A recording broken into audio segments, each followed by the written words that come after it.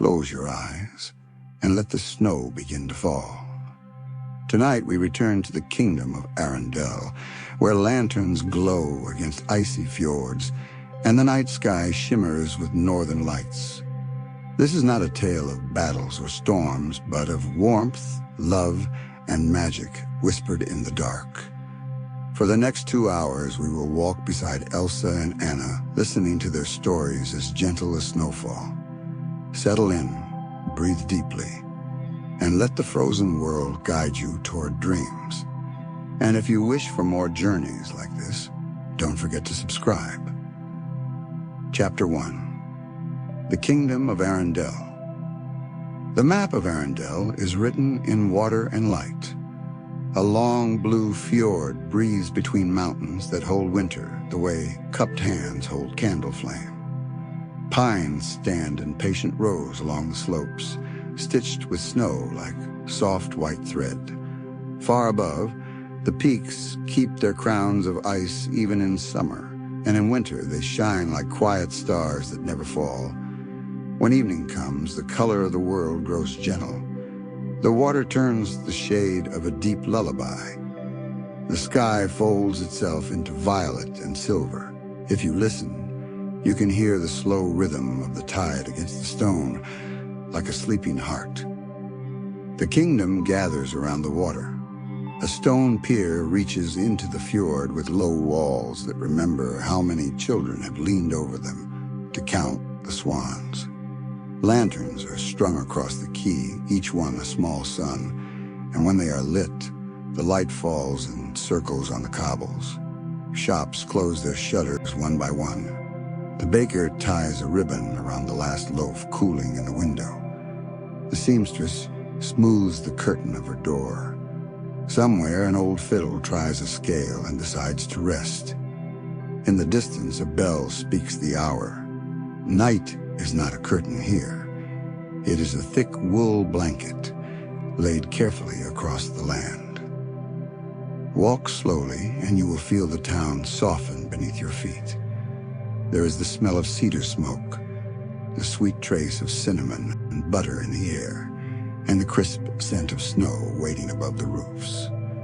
The houses have steep gables and cheerful doors, painted with patterns that look like flowers caught in a smile. Children in mittens tug their sleds home. Dogs trot beside them patiently, tails painting the dusk. Women carry baskets of wool. Men coil rope at the moorings, hands quick even in the cold. Everyone nods to one another as if sharing a simple secret. It is this: the day has done its work, and the night has arrived to carry it the rest of the way. Follow the lanterns up the gentle slope, and you will find the palace. It stands where the mountains can hear it, and the sea can answer it. Green roofs like calm waves, tall windows that hold warm rooms inside, a great door that opens not with thunder but with trust. The courtyard is wide, set with a fountain that hushes even in winter when ice gives it a softer tongue. Snow rests on the carved balustrades. In the corners of the courtyard, evergreens carry ribbons from last month's feast day, and the ribbons whisper when the wind remembers them. Inside, the halls glow. Light lives here in two ways. It spills from chandeliers of cut crystal, and it gathers quietly in the low flames of hearths. Footsteps are gentle on polished floors. Portraits watch with patient eyes. Tapestries tell stories with threads that do not argue. The warmth in the air smells of pine and beeswax and a hint of vanilla, like the memory of a holiday that felt especially kind. A page turns somewhere. A door closes with a soft click. The palace is not a cage of stone. It is a home for many hearts that work together so the kingdom can breathe. Let us walk a little more. Through the picture gallery where the windows look toward the fjord and the lanterns outside look back. Through the winter garden where the glass roof holds a private weather of its own. The gardeners tend rosemary and mint even when snow sits on the eaves, and the scent lifts the spirits of anyone who steps inside. Through the kitchens, where long tables hold bowls of bright winter apples and copper pots are polished to a calm shine, a cook hums while she stirs, and the tune makes its way into the hall to lean against a chair and rest. Arendelle has its own calendar of comfort. When summer is brief and the mountains keep their cold, people learn to celebrate every small light. There is a festival when the first snow returns, not to dread it, but to welcome it. Children press snowflakes against their sleeves and admire the tiny stars before they melt into memory. There is a night in midwinter when lanterns are set afloat on the fjord, each carrying a wish as soft as a breath. The water holds the lights, and the mountains hold the silence, and the sky holds the watchers who look up from their windows and feel a little taller. There are gentler days, too. Market day when the square looks like a quilt of colors. Baskets of yarn lean against barrels of dried berries. Oaken stall shows woolen socks that look like they could keep a snowman warm. A carpenter tells stories while he sands the edge of a toy boat. Two friends share a hot drink and laugh without hurrying. If you stand very still, you can hear the shiver of a violin, the brush of a bird's wing, and the private conversation between the snow and the pine. At night, the fjord becomes a mirror. Lanterns double themselves along the water. Stars teach their reflections to be brave. The wind comes down from the mountain with a voice that never rushes. Sometimes it brings the northern lights, and the whole sky forgets to be dark. Gentle green gathers, then blue. A thin river of violet drifts like a dream that is just learning how to be told. People stop, even those who see it every year, because a wonder is worth pausing for. Old stories say that the lights are the sky remembering something that made it happy. When bedtime comes, Arendelle moves together. Doors close softly. Stoves sigh. Mothers turn pages slower. Fathers set another log on the fire and watch the flame think about it. Children nestle under heavy quilts that smell a little of lavender and sun from the last time they hung on the line. The lullabies begin. Some are hummed, some are whispered, some are only felt, like a hand smoothing hair back from a forehead. If you walk along the pier and listen, you will hear the songs overlap like waves. One in the baker's cottage, one above the shoemaker's shop, one in the little room over the stable. Their notes find one another over the fjord and become a net of quiet that keeps the night from drifting away. The palace keeps bedtime too. Servants rest their feet. Guards settle their cloaks. Someone checks the windows and smiles at the way frost has drawn ferns and feathers on the glass. In the library, a log breaks softly and leans. A cat curls by the hearth in a perfect circle that proves it understands geometry better than most scholars. The great clock nods to itself. Everyone carries their own day to bed, and the walls listen without judgment. Beyond the windows, snow begins to fall with the careful attention of a friend who knows just how much to say. Arendelle is a kingdom, but it is also a promise. The promise is that even in cold, there is warmth. Even in quiet, there is love. Even in the long night of winter, there is a steady light waiting to guide you home. If you stand at the edge of the water and breathe, the fjord will answer in a voice so low and kind that you can feel it in your chest. You are here. You are held. You are safe. Now let us walk back through the halls, past the tapestries and the sleeping cat, through the soft hush of the courtyard where snow keeps its opinions to itself, and into the small corridor that leads toward the rooms where two sisters once counted the same stars. The kingdom waits with them. The mountains keep watch. The sea promises to remember. The lanterns burn a little longer, just in case someone is still reading. And when the last door closes and the last candle is pinched into a little curl of smoke, Arendelle finally yawns. It stretches the wind across the roofs like a blanket and smooths the fjord with a hand the color of midnight. The lullabies hang in the air like snow that has decided not to fall just yet.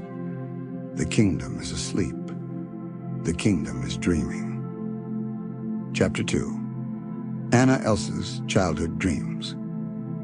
In the beginning, the castle felt like a game board and a treasure map at once. The corridors were rivers. The staircases were mountains.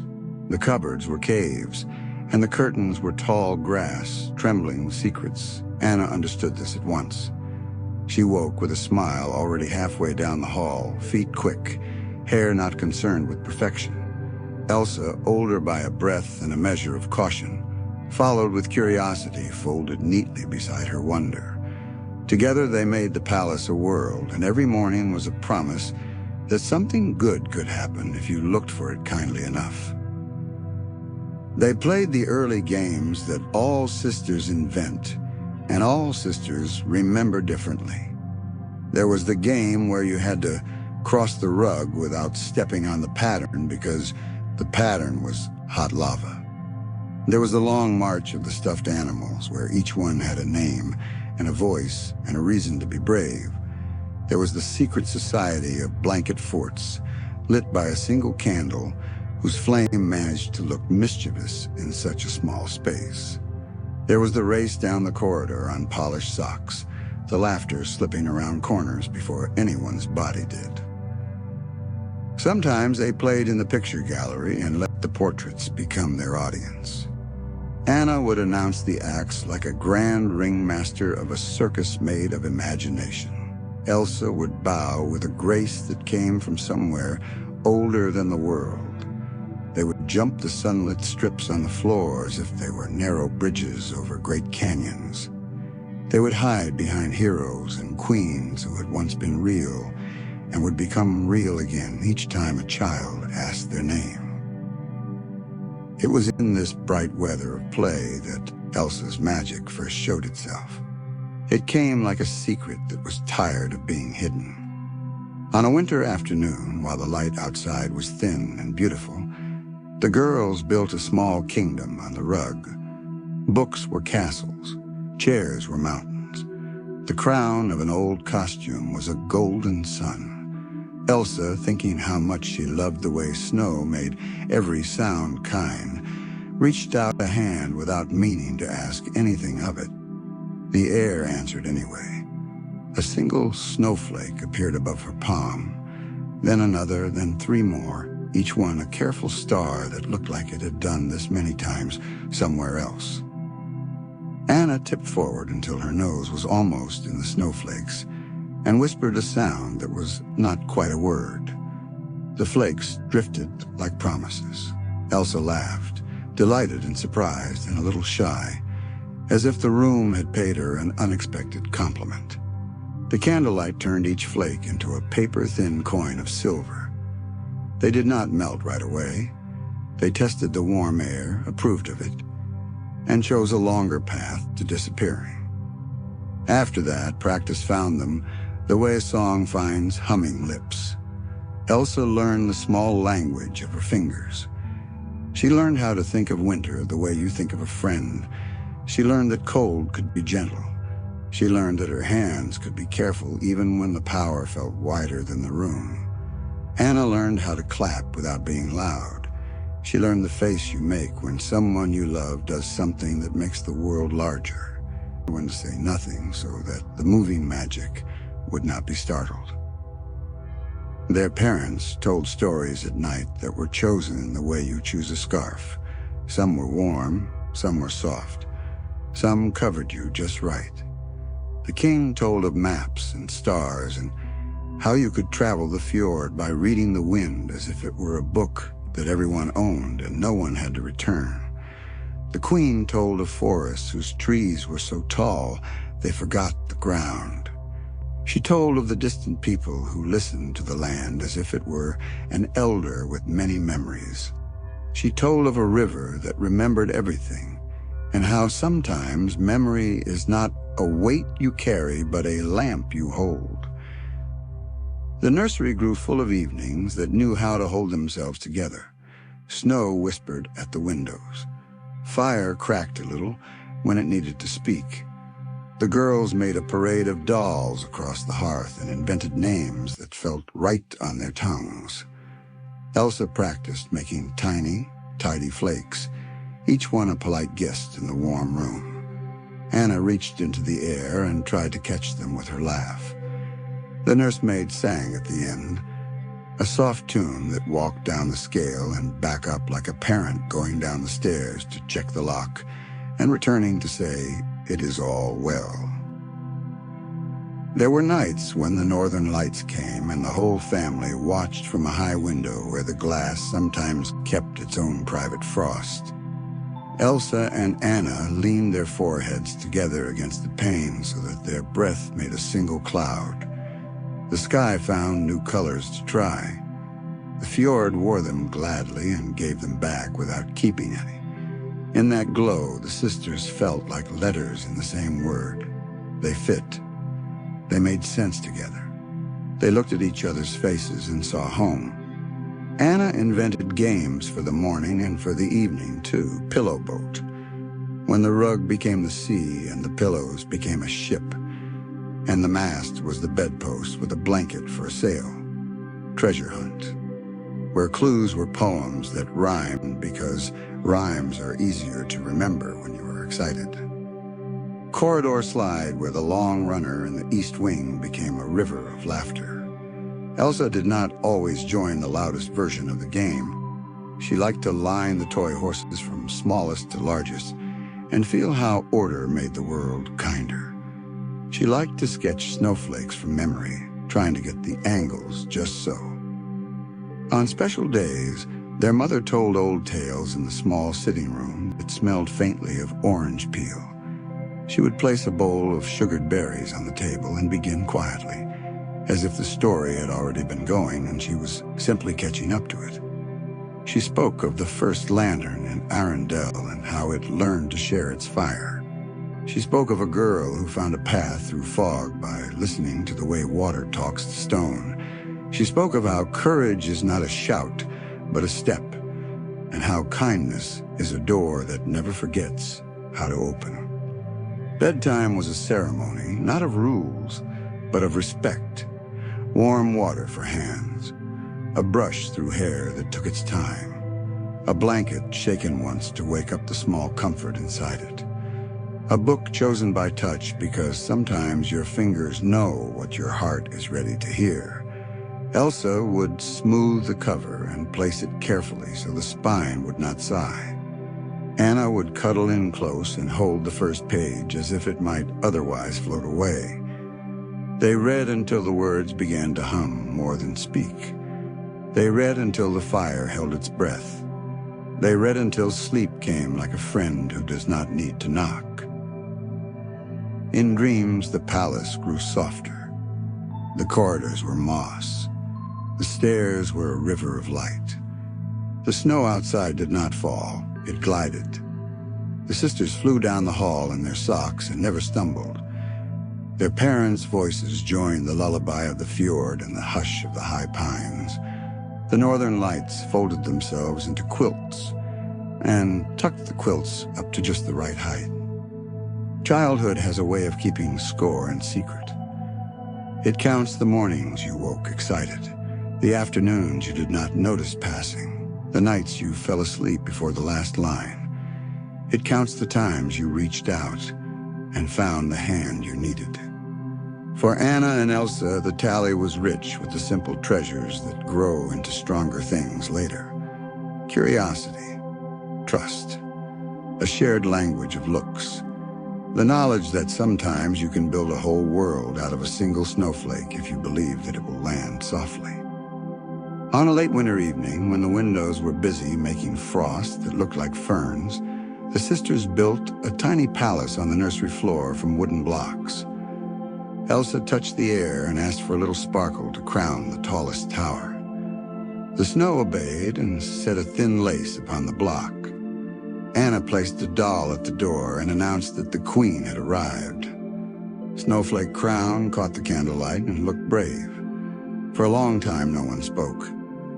You do not talk when a moment decides to become a memory. You let it go about its work. They did not know that the map of their world would change. Children rarely do.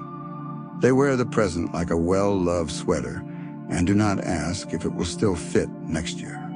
For now, there were 2 pillows in one bed on stormy nights. There were 2 cups on the tray, 2 giggles behind the curtain when someone knocked and asked who was laughing, 2 sets of footprints down the hall like exclamation marks, 2 small shadows that always touched. And every night the lullabies gathered over the fjord and the kingdom listened, and the mountains leaned in a little as if to hear better, and the sky remembered how to make green and blue dance together without arguing.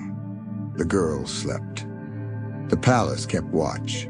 The snow chose to fall in tiny, careful flakes so it would not wake anyone. Childhood held them both with a hand that knew how to be gentle. Chapter 3. Secrets behind the palace walls. There comes a day when the hallway seems wider because you are walking it alone. The air is the same. The light is the same. The colors do not change their minds. Yet silence makes a room larger. It pulls back the furniture and lowers the ceiling until the echo has more space to turn around. For Anna and Elsa, that day came in the language of closed doors. Elsa's power grew the way winter grows in the mountains. A little more each day until the peaks are entirely dressed and you cannot remember them bare. The cold answered more quickly. The snow formed more readily. The delight that had lived easily beside the magic began to share space with worry. What if a flake became a frost too fast? What if a sparkle turned sharp? What if a laugh was not enough to soften a moment that wanted to harden? Grown-up voices met in narrow rooms and spoke quietly. The advice was caution. The plan was space. So the door closed between the sisters, not with anger, but with fear that hoped it was love. Elsa went to one set of rooms. Anna kept another. The corridor ran between them like a river. The river was not deep, but it was cold. Elsa learned to put her hands in her sleeves. She learned to breathe in counts. She learned that walls can be careful when people are trying to be. On nights when the wind pressed its cheek to the windows, frost would make its thoughts visible on the glass. Ferns of ice, feathers of winter birds, fans that looked like they remembered music. Sometimes Elsa traced them with a finger and felt a calm that did not ask questions. Anna met the space as if it were a new game that would be more fun if she tried hard enough. She knocked in rhythms as if a door could be a drum. She slid notes under the edge with silly drawings that made even the paper look amused. She told jokes through the keyhole and waited for a laugh that did not come, and decided to laugh anyway so no one would feel obligated. She ran errands for the cook, just to be busy, balancing a bowl of apples on her arms like a circus trick, while she tiptoed past the shut door as if quiet could be a kind of gift. Days stacked neatly. Weeks did their best to be brave. The palace learned its new music. Servants walked softer. Candles were trimmed carefully. Fireplaces offered steady flames instead of tall ones. A hush settled in the halls like snow on pine boughs, waiting to be shaken free, but holding for now. The portraits in the gallery learned to look patient.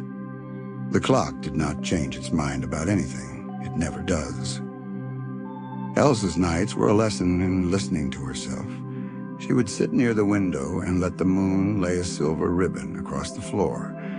She practiced making a single snowflake, waiting, letting it melt, and making another until her breath found a slow, dependable rhythm. Sometimes the frost patterns arrived without asking permission, crawling from the corner of the glass like elegant vines. She would place her palm against the pane and feel the cool on one side and the small heat of her own skin on the other. The difference told her she was still here, that the window was doing its job, that boundaries can be a kind of care.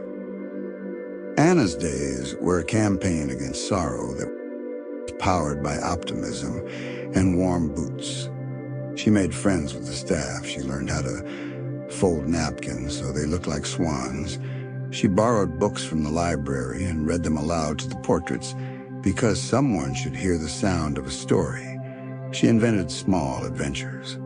Count every step in the East Corridor. Balance a spoon on your nose until the butler smiles. Stand at the window and wave to everyone who passes as if you know them, because in a small kingdom you probably do. She grew taller and kept laughing. She grew lonelier and did not let herself forget how to hope. At night, when the candles in the hall were dimmed and the house seemed to exhale, Anna would stand outside Elsa's door. She always waited a little before she knocked, as if permission might arrive by magic if she gave it time. She spoke quietly so as not to scare away the chance of an answer. "Are you awake? Do you remember the game where the rug is lava? I found the old crown in the third drawer under the cloths for polishing the silver. Mother would have laughed at where we left it." She would lay her palm on the wood and think about warmth traveling through, as if love could move that way. Then she would rest her forehead against the door for a moment and let the cool remind her that the night was real. Inside, Elsa heard. She almost always heard. She kept her hands wrapped in gloves she did not remove and pressed them together so the cold would have company. Words gathered in her mouth and stayed there, not because she did not want to speak, but because she feared that the sound would carry ice instead of comfort. She would stand in the middle of the room and let the silence pour over her like a soft cloth. She would count to keep the fear in line. She would look at the ceiling and imagine snow falling gently in some other place where it could not hurt anyone. When the footsteps walked away, she would take a breath that was too big and cough gently, and then she would sit down and be still for a while. The palace learned to keep secrets kindly. Doors did not slam, windows did not rattle, stairs did not creak unless they needed to warn you of their presence. The cat no longer curled in the library. It sat by Elsa's door sometimes, as if knowing where the quiet was heaviest. The cooks sent honey rolls upstairs on small trays, as if sweetness could think of a solution that words had not yet found. In the courtyard, the fountain kept speaking softly in a winter voice that sounded like a promise that spring would return. Outside, the world continued to do what it does. Snow fell. The fjord breathed. The mountains kept their crowns. The market opened each week and closed with a tidy clatter. But if you looked closely, you could see how the town learned the new rhythm. People walked home a little earlier. Lanterns were lit a little sooner. Lullabies began a little softer, and they sounded like they were waiting for someone to join in. On some nights, the moon was bright, and the frost decided to be a painter again. On Elsa's window, it drew fans and ferns and feathers. On Anna's, it drew paths. It traced a delicate road from the corner to the latch, from the latch to the sill, from the sill to the streak where her hand had warmed the glass last morning. She took it as a sign, even if it was only a trick of cold. She followed the pattern with her finger and whispered that she would keep walking. She promised that the path did not end at the door. Silence can be a teacher if it is kind. It showed Anna how to make friends with small things. The smell of bread from the kitchens, the way the floor in the south corridor dips so gently that you only notice it when you roll a marble. The quiet pride of a well-made bed, the bravery of a single candle flame. It showed Elsa how to understand the edges of her power, how to lift her hands and set them down again without fear, how to let the magic breathe without letting it run, how to believe that winter can be careful when you ask it politely and often. And there were moments of almost. Times when the door handle moved the smallest bit. Times when a word started from one side and nearly made it to the other. Times when the air warmed a degree before remembering what season it was. Times when laughter escaped and ran down the hall like a child who forgot she was not supposed to. The palace held its breath during those moments and then let it out slowly when the quiet returned. Hope is patient. It sits down on the floor outside a locked door and leans back against it and hums a little to itself. On a clear night, the northern lights returned and the sky practiced its tender ballet again. Anna lay with her head at the foot of her bed so she could watch them from the window without sitting up. Elsa stood in the middle of her room because she knew that moving to the window might wake the frost. They both saw the same green and blue. They both felt the same tug on their hearts. They both remembered the times when their foreheads had touched the glass side by side, while their breath made a shared cloud. Memory can be kind, and it can ache at the same time. It did both, and neither of them turned away. Snow dust glowed in the moonlight on the sill. It looked like a message written in a language that no one had translated yet. If you stared long enough, the tiny crystals arranged themselves into the idea of words. Not letters, not sentences, just the feeling of something trying to speak. It said there is a path even when you cannot see it. It said winter can carry you without making you cold. It said some doors are shut to keep the world safe while it changes shape. It said keep singing. Someone is listening. And so each night they did. Anna sang a silly song to make the dark behave. Elsa hummed a lullaby so even the power would remember to sleep. In the town below, mothers and fathers tucked children in. Lanterns shone across the fjord until the water learned the tune and sang it back. The mountains kept their crowns. The palace kept its secrets gently.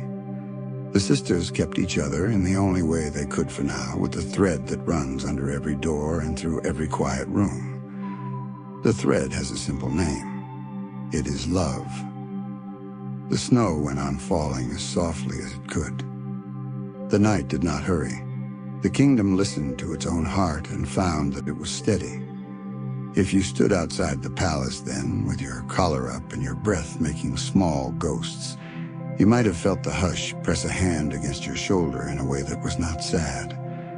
It would have reminded you that even longing can be warm if it trusts that one day the door will open. It would have told you to go home and sleep and let the story move at the pace of kindness. And if you lingered a moment more, you might have heard it. The faintest sound, not a word, not a cry. Just the brush of a palm against a door from the inside, and another palm on the other side answering it. A secret greeting, a promise that did not need to be spoken. A soft echo of the time when snowflakes first glowed in candlelight, and sisters laughed because the world had just become a little more magical.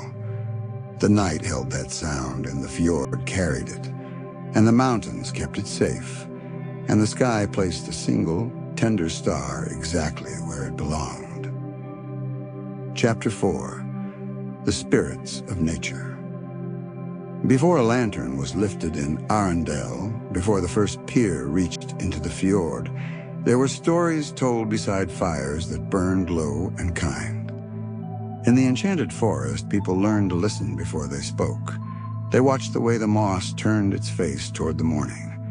They noticed how a gust of wind could sound different when it came from a happy sky, or from a sky that needed patience. They understood that the world is not made of things and people alone, but of relationships, river to stone, pine to snow, cloud to mountain, heart to heart. The North Uldra kept these understandings as one keeps a lullaby. They did not hurry them. They passed them gently from voice to voice, from evening to evening. Children grew up knowing that the trees have tempers, that the stream laughs when a pebble tumbles just right, that a spark likes to dance but prefers a steady hand nearby. They did not fear the spirits of nature. They greeted them with respect, the way you greet a neighbor who has lived here far longer than you. 4 great presences shaped the forest's weather and mood. Their names were not always spoken, because sometimes the best way to show you care is to move carefully and let silence do some of the speaking. But the children knew them as surely as they knew the path from tent to fire, from fire to sleep. When the wind went playful and lifted a child's scarf into a friendly spin, the elders would smile without standing up. "Gale is awake," they would say in their eyes, and every loose ribbon would answer. When a tiny glow darted near the coals and warmed itself on a fallen pine needle, the smallest mouths would open in wonder. When deep rolls drifted through the night like someone turning over in their sleep, the children would tuck closer to their blankets and feel big and small at once. When the river threw up its mane in moonlight, a hush would settle like snow. Gale arrived the way joy does, light, sudden, ready to invite you into a game you did not know you were about to play. Gale has no fingers, but you can feel the touch. A tousle for your hair, a suggestion for your hat. A tug at a letter you're trying to keep private until it becomes a joke and you laugh. Gale is the swirl in a handful of birch leaves, the sigh that slips along a tent line, the curious visitor that finds the kite string in your lap and cannot resist. At bedtime, Gale turns soft. It moves the smoke just enough to make patterns for the drowsy children to trace. It tests the flap of a tent to make sure it will sing properly all night. It lifts the edge of a blanket and then lets it fall with care, like a parent tucking in a child who pretends to be asleep and is almost there. Bruni, the fire spirit, is smaller than most expectations, but bigger than any worry once you meet him. He is a salamander, bright-eyed and bright-hearted, as interested in your finger as in the flame you carry. He finds warmth as a flower finds sun. He adores the little things, straw, a dry leaf, the moment when cedar catches and becomes ember. Bruni can be quick, because joy is quick, and he can be shy, because some joys prefer to show themselves in fits and starts. If you offer your palm, he will step on with care, and his heat will feel like a cup of cocoa held between cold hands. When bedtime comes, Bruni is the small amber that stays under the ash, giving off a modest glow that reassures the dark. We are not ending. We are resting. The earth giants are the old ones. They walk like weather. Their footsteps sound like distant drums. Their shoulders look like hills from far away, like shoulders from near. They do not speak in words, but in seasons. When they lie down, they are boulders. When they rise, they are reminders that what we think is stillness is often only patience. Children are not afraid of them when the elders are calm. They watch the way the giants choose their paths, never through the small camp, never across the tender shoots along the water, always along the places that can bear their weight. At night, when the giants settle and become part of the landscape again, the forest exhales. Birds sleep deeper. Streams hum lower. Even the stars seem to lean back in their chairs.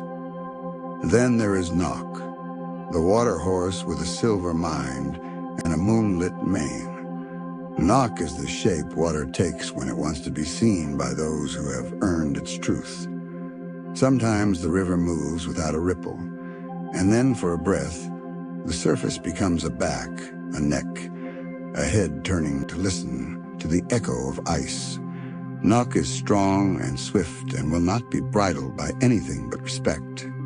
When the night is very still and the lights above decide to replay a memory onto the fjord, you might catch a shadow that is not a shadow at all, but a shape choosing to exist, for just long enough to teach your heart a new kind of quiet. These spirits are not pets and not monsters. They are neighbors with responsibilities you cannot see. A forest with spirits is a house with many rooms and many elders. If you live there, you learn to ask permission, to bring gifts of attention, to clean up after your wonder. The Northuldra knew this, and they grew strong in the way children grow strong when love has rules and freedom both.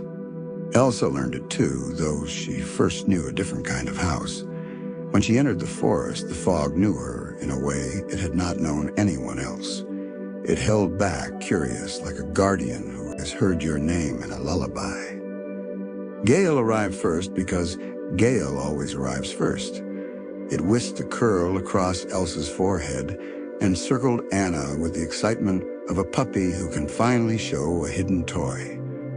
Bruni found them next, dozing under a leaf like a coal under ash, waking to the new scent of a magic that made him comfortable. The earth giants watched from far enough away that their breath was the sound of a distant tide. Nock kept his own counsel, the way rivers and memories do, which is to say, not until you are ready. A child in the Northuldra camp might fall asleep to a night like this.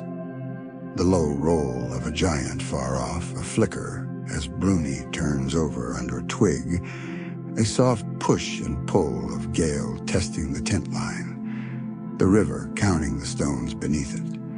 A parent's voice would bring it together like a ribbon. Tonight, the forest is in a good mood. The spirits are in their places. You are in yours. The stars are doing their old work. Let your eyes close. Let your hands relax. Let your breath copy the river's slow lesson. When Elsa stood still enough, the forest stood still with her. Gale paused, leaf in midair, as if holding its breath with everyone else. Bruni sat on a glove and blinked brightly, vibrating with the effort of being as patient as he could be. The earth giants did not move, which is how you know they are paying attention. They became the ground so the ground could be kind. And Nock, finally, came like a thought you have had for years and only now find words for. The water gathered, shaped, and let itself be known. Elsa placed a calm hand against the wet, strong jaw and felt a recognition that was not new and not old, but exactly right. In a bedtime world, such meetings are not battles. They are learnings. Oh, you do not conquer a spirit. You greet it as you would a mountain, by adjusting your steps and by remembering that the mountain will still be here after you go to sleep and wake up and grow tall and grow old. The forest taught Elsa the way the Northuldra had been teaching their children for ages. Listen first, then move. Offer trust, then take the next step. Learn the paths, leave them better. Share your fire, carry your water. Be gentle with the wind. So when you lie down tonight, imagine that you are under those trees. Imagine Gale practicing its smallest swirl so that it will not disturb your dreams. Imagine Bruni curled like a comma near the last ember. Imagine the earth giants settled into quiet hills, their large, slow thoughts covering the forest like a blanket. Imagine Nock patrolling the edge of the river, mane shining a little, hooves leaving no mark on the current. The spirits keep their watch, and your breathing matches the rhythm of a place that knows how to be peaceful on purpose. Sleep the way a forest sleeps, aware, held, unharmed. Chapter 5. Anna's Hope. Warmth. Some hearts announce themselves with thunder, and some with a doorway held open a moment longer. Anna's heart is the second kind. It does not arrive carrying a banner. It arrives carrying 2 mugs and a smile that rests in the corners of her eyes. When Arendelle shivers, Anna walks the halls and checks the windows.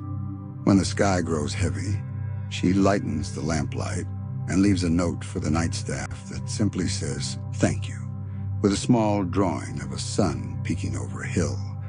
If Elsa's magic is winter's grace, Anna's gift is winter's hearth, a steady human warmth that turns cold into company. She learned early how to find light in rooms that were quiet. She learned how to keep trying when trying did not bring immediate answers. She learned that it is sometimes braver to stay than to go, sometimes kinder to ask a small question than to make a loud declaration. When things were hard, she brought her best ordinary. A blanket tucked more carefully. A pot of broth handed to the kitchen worker who had no time to make one. A child lifted onto a sled. A laugh rescued from a dark corner and polished until it reflected two faces instead of one. Anna believes in doors. She knocks on them. She opens them. She holds them for others, and when they close, she does not forget where they are. Her hope is not a fragile glass. It is a woven thing made of many threads. Memory of better days, confidence in better ones, stubborn affection for the way people surprise you when given the chance. Even when the palace felt like a series of rooms waiting for a missing sound, Anna found ways to hang garlands on the silence. She told the walls stories so they would remember what joy sounds like. When Arendelle needed a champion, Anna's bravery showed itself the way her kindness always had, in action. She did not count how scared she was. She counted steps. She did not rehearse speeches. She began moving. She will always be the girl who takes a rope in cold hands and ties it anyway, who looks at a frozen path and says it's still a path, who sees a problem and starts with what can be done before sunrise. To save Elsa once, she faced down wind so sharp it cut words into ribbons. She climbed, she fell, she stood, she kept going. Her courage is not a polished statue, it is a scuffed pair of boots that still fit because she used them. Yet Anna's softness is her strength. After storm, she gathers people. She sits them near fire and reminds them that warmth is real. She listens until the talk runs out, and then waits a little longer because sometimes the most important sentence needs the silence that follows what you think is the end. She is the one who puts a hand on a shoulder and does not remove it too quickly. She tangles ribbons in a child's hair, straightens a crooked picture in a hall, refolds the note that a soldier carries from home. She organizes and comforts, often in the same breath. At night, when the palace is sleepy and the fjord is making its slow music, Anna walks to the kitchens. There is always a pot ready, or a pot soon ready, because the cooks learned that Anna's footsteps at this hour are a kind of recipe all their own. She fills mugs with cocoa and brings them to the guards who have been still for hours. She places a tray on a librarian's table and leaves without asking the title of the book that would have made the librarian startle. She opens a window to the courtyard just long enough to invite a pinch of cold in, because warmth feels warmer when it remembers why it matters. Her hope does not depend on perfect days. She knows that roofs leak, that plans change, that sadness takes its turns. She knows that even laughter has a shadow. But she keeps choosing to look for the next good thing. She keeps starting small. She keeps trusting the part of people that wants to be kind. And because of this, others choose the same more often in her presence. A hard voice softens. A tired hand steadies. A worry finds words. Anna does not add weight to a room. She adds lift. When she stands beside Elsa, the world finds balance. Winter light and hearth light, a hush that listens, and a hum that encourages. Anna never tries to warm Elsa's magic away. She warms the space around it so it can be itself without fear. She makes room for wonder and does not try to own it. She does not need credit. She needs people to be okay, and not the kind of okay that pretends.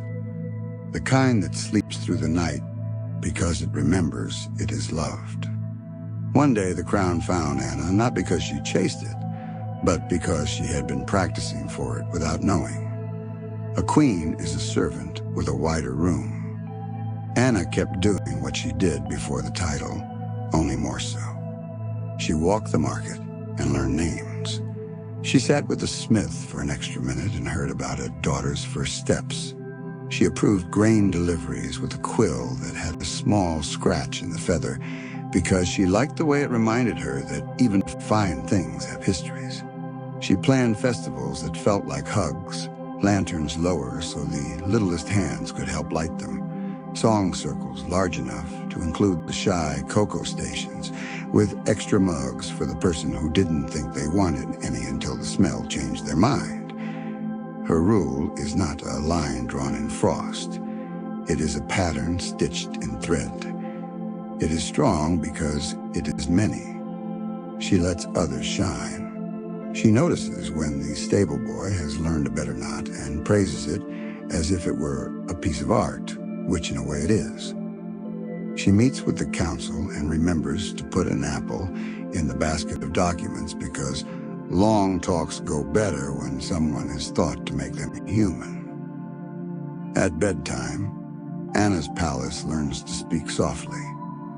The staff goes to rest knowing they are seen. The city's last lanterns glow on the water like the slow blink of a giant who is not tired but is content. Anna stands at the balcony with a shawl around her shoulders and lets the cold kiss her cheeks. She looks toward the north where Elsa keeps the company of spirits in silence, and she smiles without worry because love does not require constant proof to stay true. She whispers a good night into the sky, not because the sky needs it, but because she enjoys saying it. If you cannot sleep, imagine you are walking with Anna through the quiet palace. She points out the things that work and the things that need work, and you feel both sets are welcome here.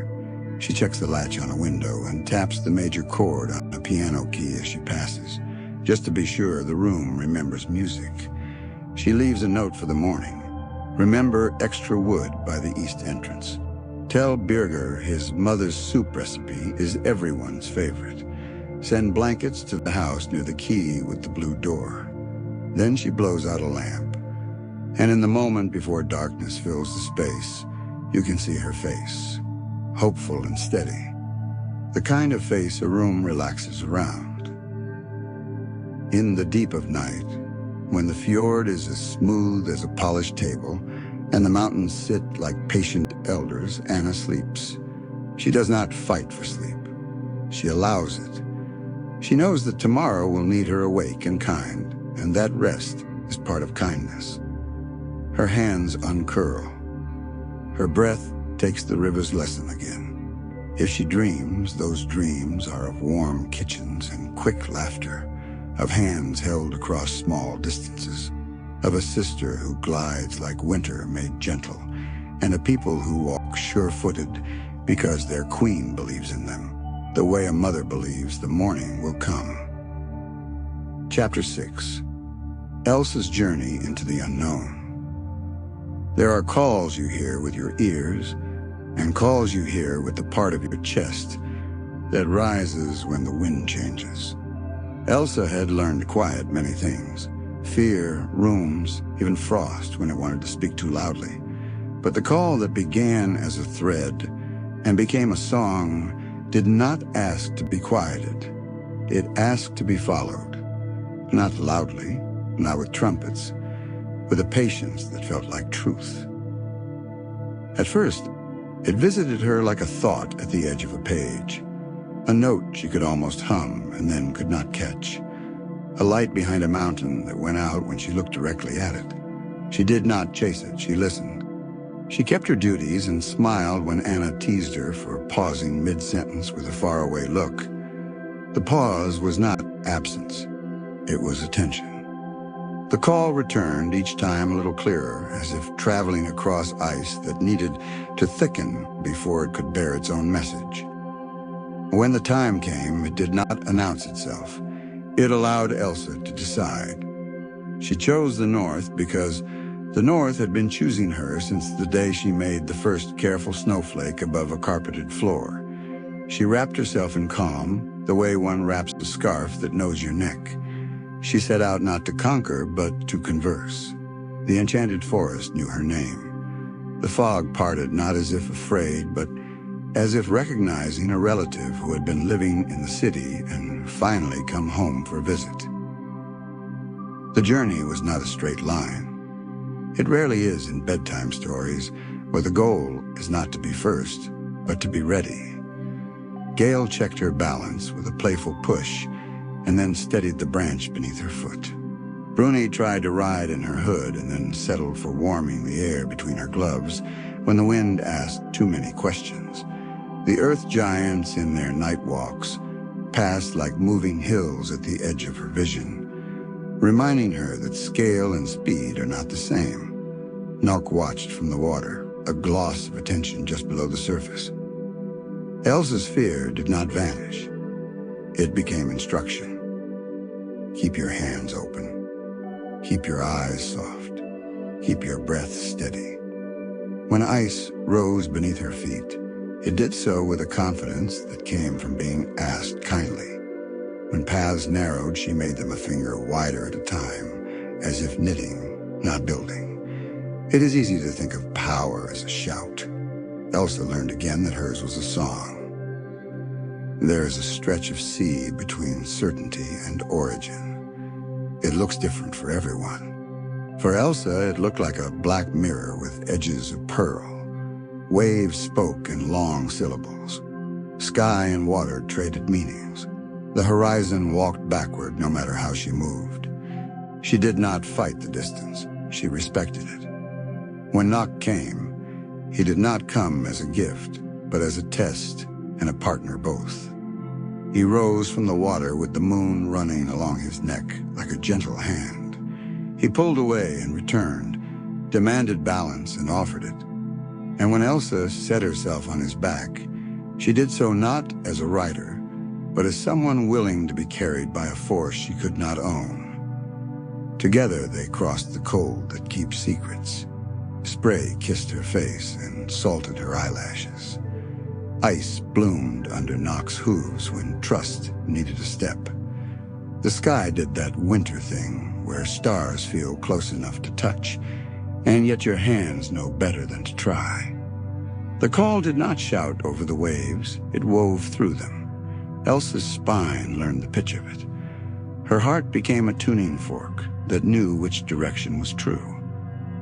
Atahalan waited in the language of glaciers, patient, luminous, certain. It rose from the water not like a cliff or a fortress, but like memory made visible. Layer upon layer, clear upon clear, story upon story, all of it cold, and all of it kind in a way that cold can be when it is honest. Elsa stepped onto it and felt the particular quiet of places that deserve whispering. She did not rush. She placed each foot as if asking permission. The ice answered beneath her with small, satisfied sounds. Inside was light, not the sharp kind that makes you blink, the gathered kind that has traveled far from the first sunrise to be here now. The walls held scenes the way a lullaby holds history.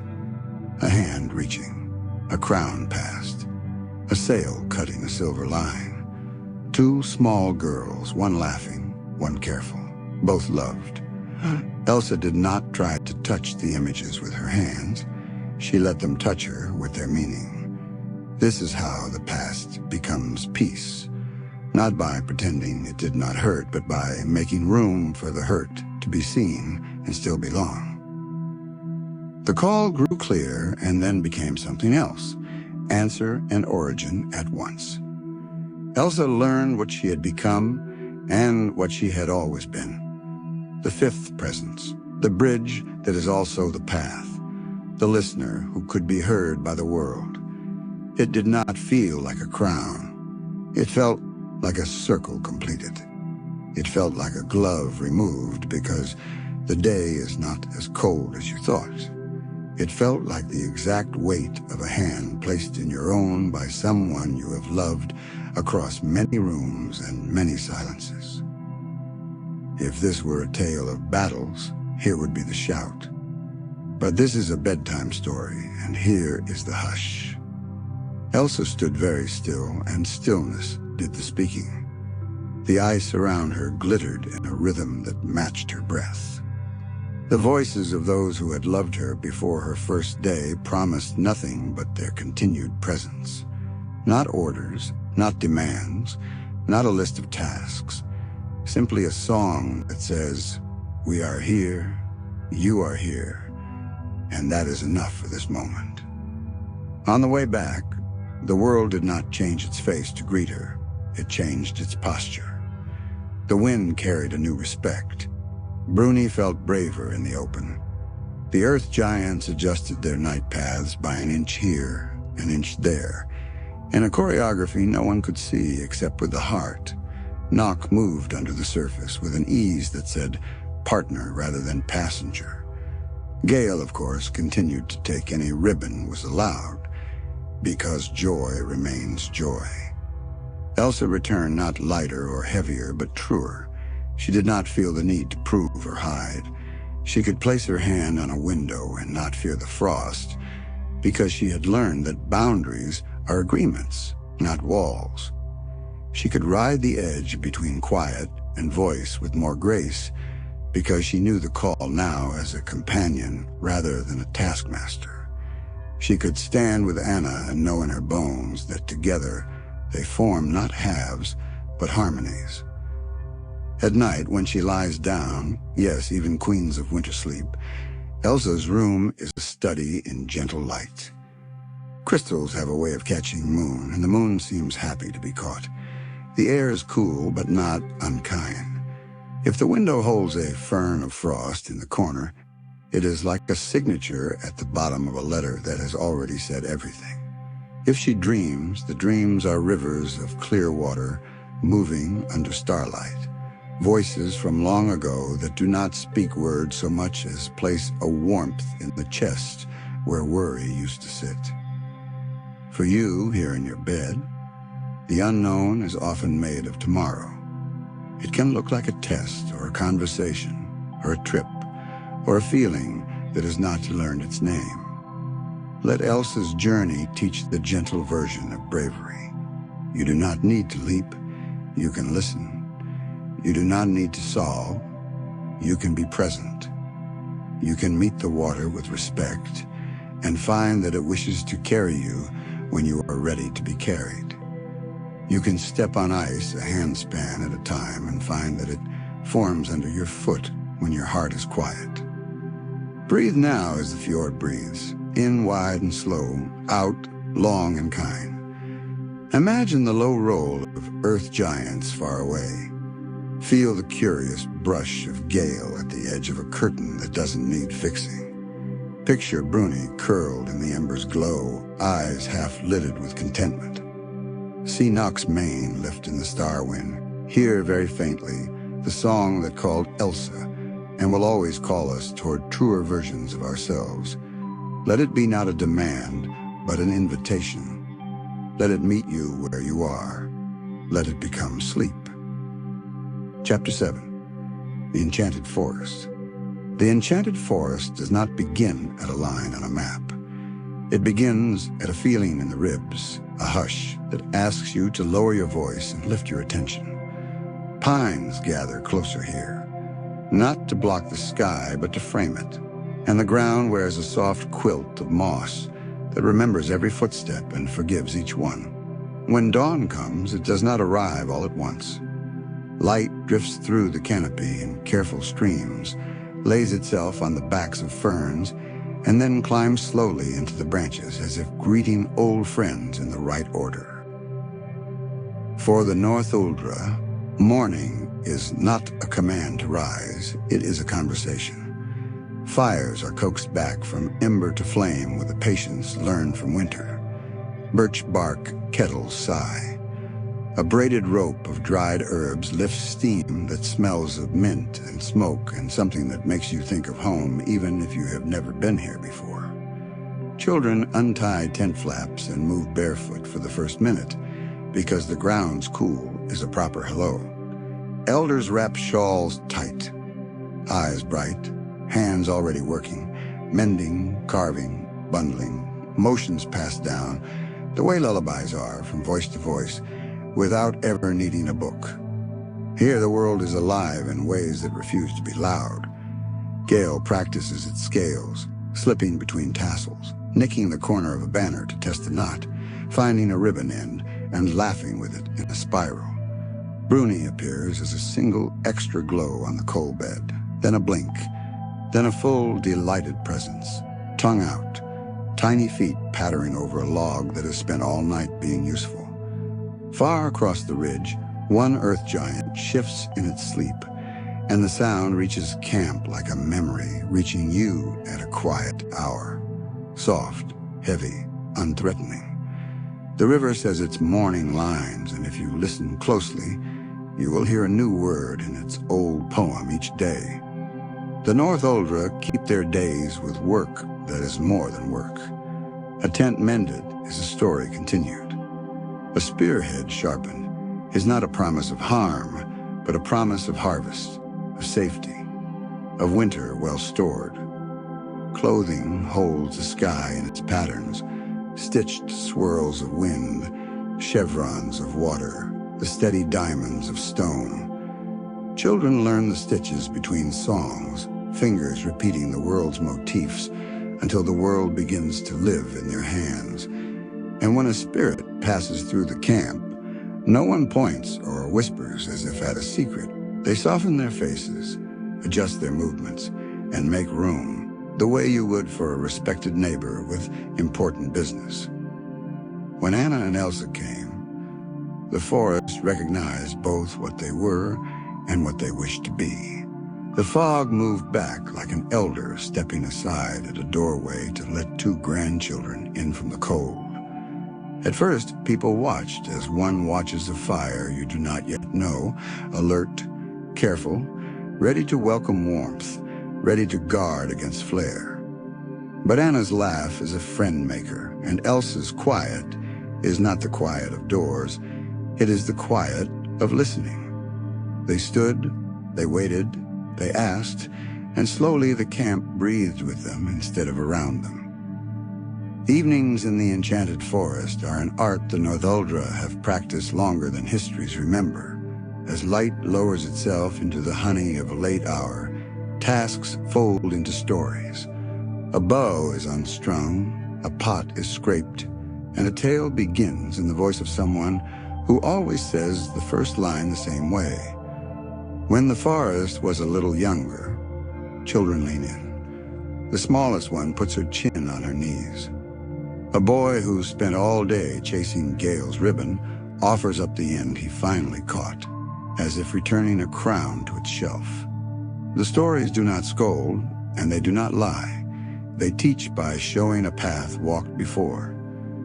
The time Bruni wandered too far and was found shivering under a rock until a child carried him between cupped hands and sang him warm again. The night an earth giant sits so still that a mother births her baby with her back against its stone shoulder, confident that no storm would pass through a room guarded by a mountain.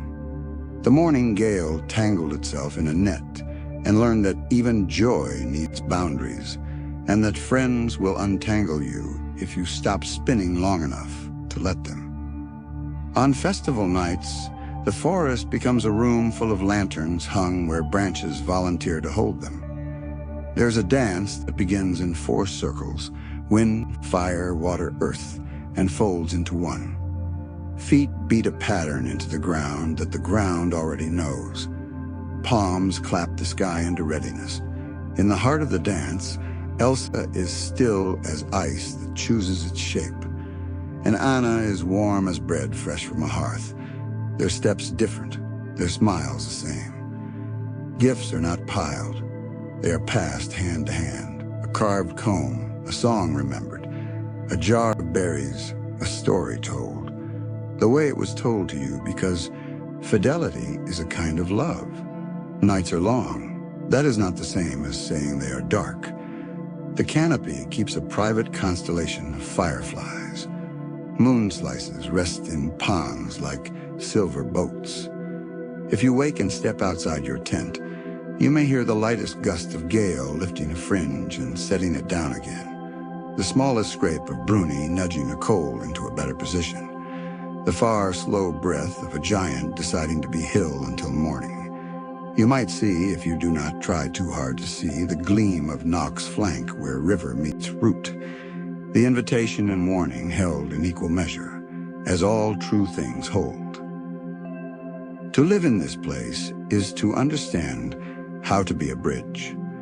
The North Uldra teach their children, you are not above the spirits, and you are not beneath them. You are beside them. When you cut a branch, you speak thanks.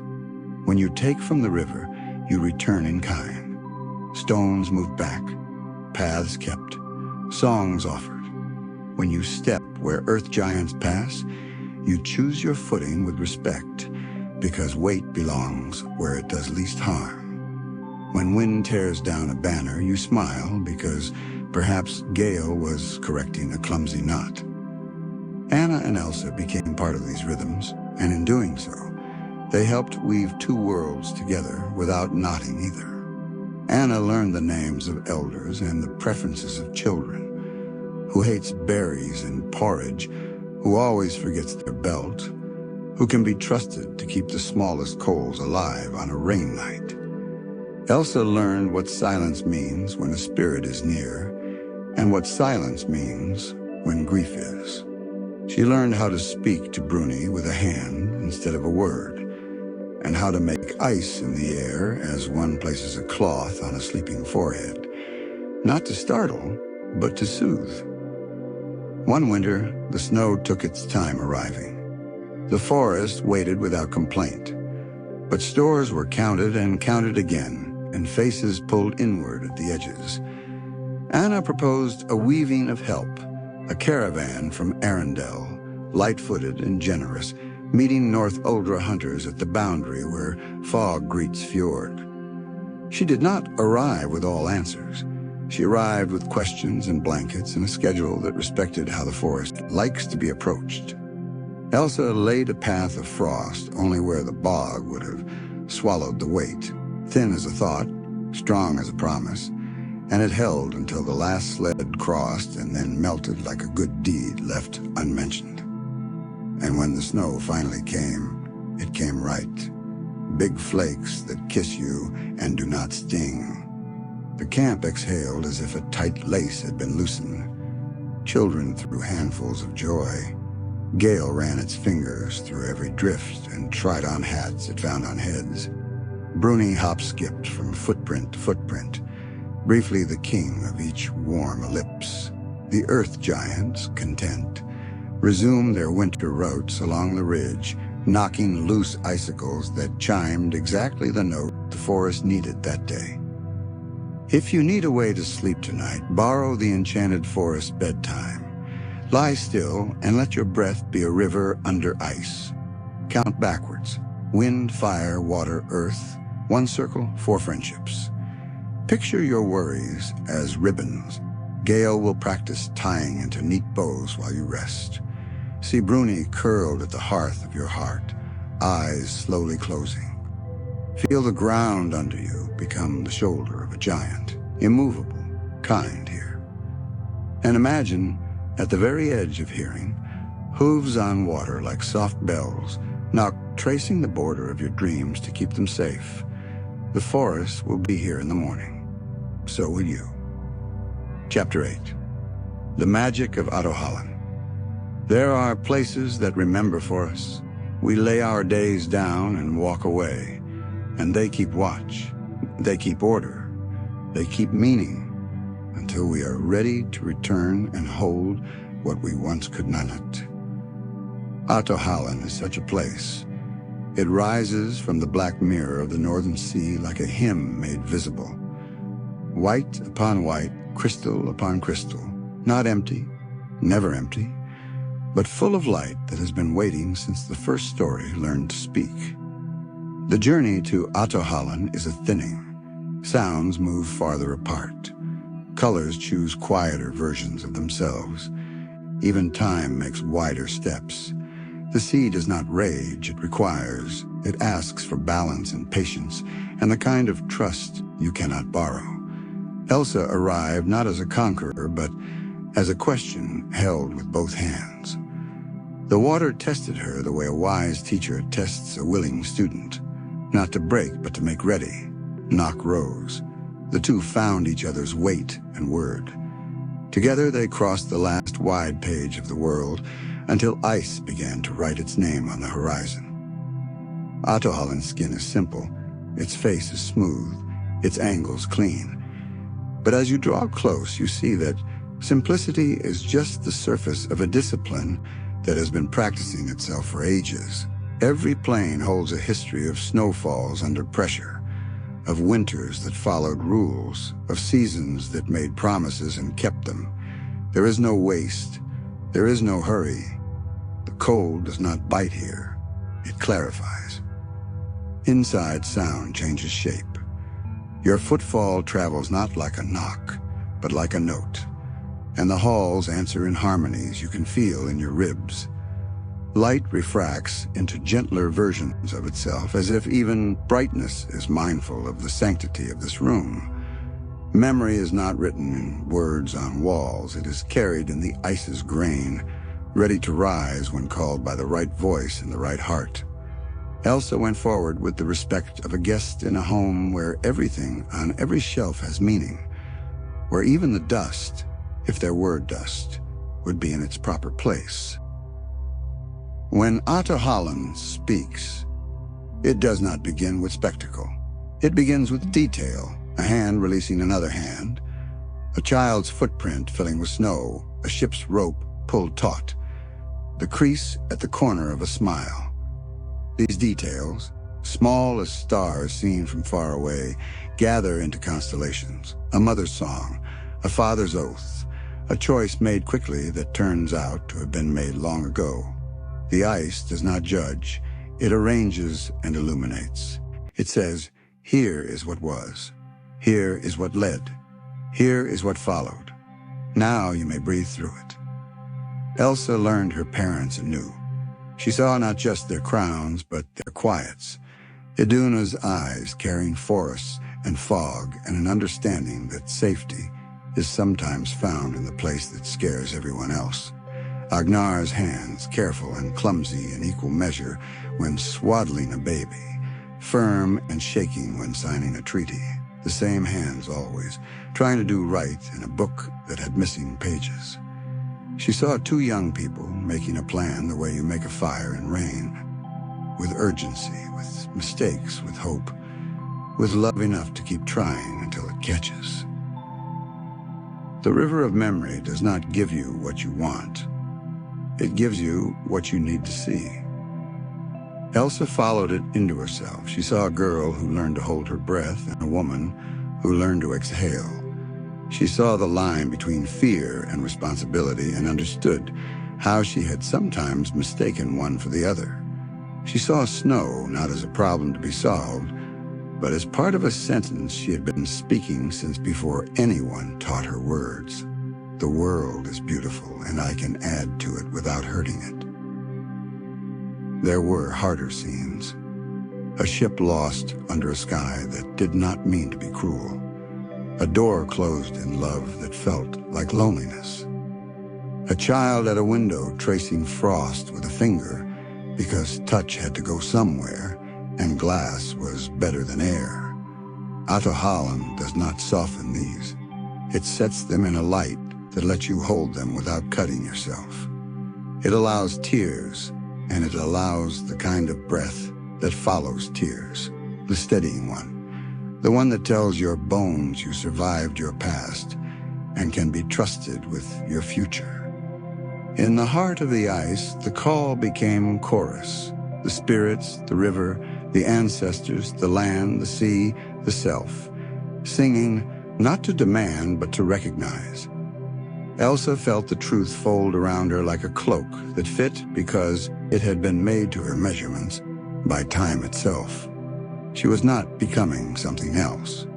She was finally the shape she had always sketched in the air with every careful snowflake. The fifth spirit, the bridge, the listener who could be heard. The moment did not lift her above anyone, it set her among everything. If you picture it now, do not picture lightning or thunder. Picture a room of ice taking a single, deeper breath. Picture the smallest crystals near the floor, aligning by a degree. Picture light discovering a new path through a familiar prism and smiling about it. Elsa stood still, and the world adjusted its posture by just enough. She did not hold power. She held place. She did not grasp. She received. She did not command. She conversed. And conversation is what the forest and the fjord understand best. Ahtohallan holds more than family. It carries the kingdom. Harvests are that saved winters. Mistakes that taught better ways. Promises kept so quietly no song was ever written about them, which is exactly why they mattered. It carries spirits learning too. Gale discovering tenderness. Bruni learning patience.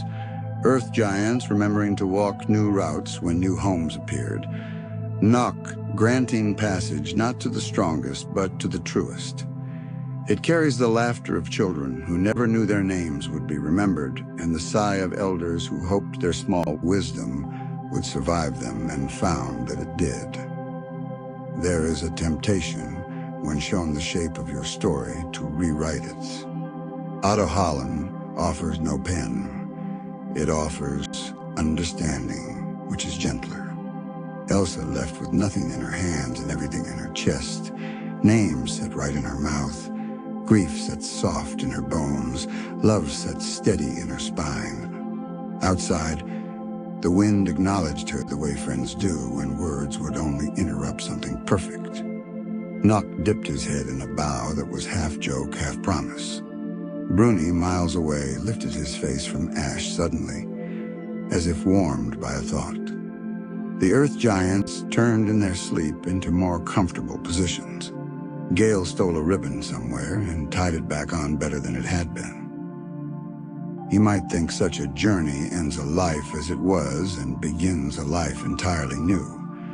But the magic of Ahtohallan is kinder than that. It lets you keep your mornings and your mugs and your favorite window and your sister's jokes. It adds depth the way winter adds quiet to a familiar street. It lets you go on with more of yourself available to you. It lets you love without protecting love from its own strengths. It lets you walk into a room and be exactly the temperature that room needs. At night when Elsa rests, yes, even now, sleep comes the way the tide comes, unarguable, welcome, trusted. Ahtohallan visits in dreams sometimes, but not with grand scenes, with textures. The feel of a frost fern under a fingertip, the precise weight of a snowflake on a wrist, the particular tone of a mother's hum as it reaches the fourth note. She wakes with a calm that does not brag.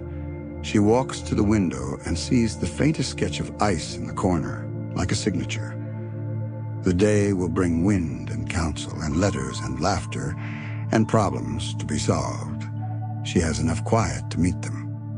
And for you, listening now, the river of memory is also a river of rest. You are held by a bed that remembers everyone who has laid down on it tired and gotten up ready.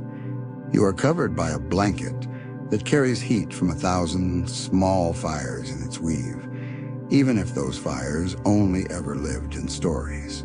Close your eyes and let the ice halls form behind your eyelids, cool corridors of light where the things you've been carrying can be set on a shelf without losing them, where the versions of you that tried hard and stumbled can sit side by side with the versions that stood tall and smiled.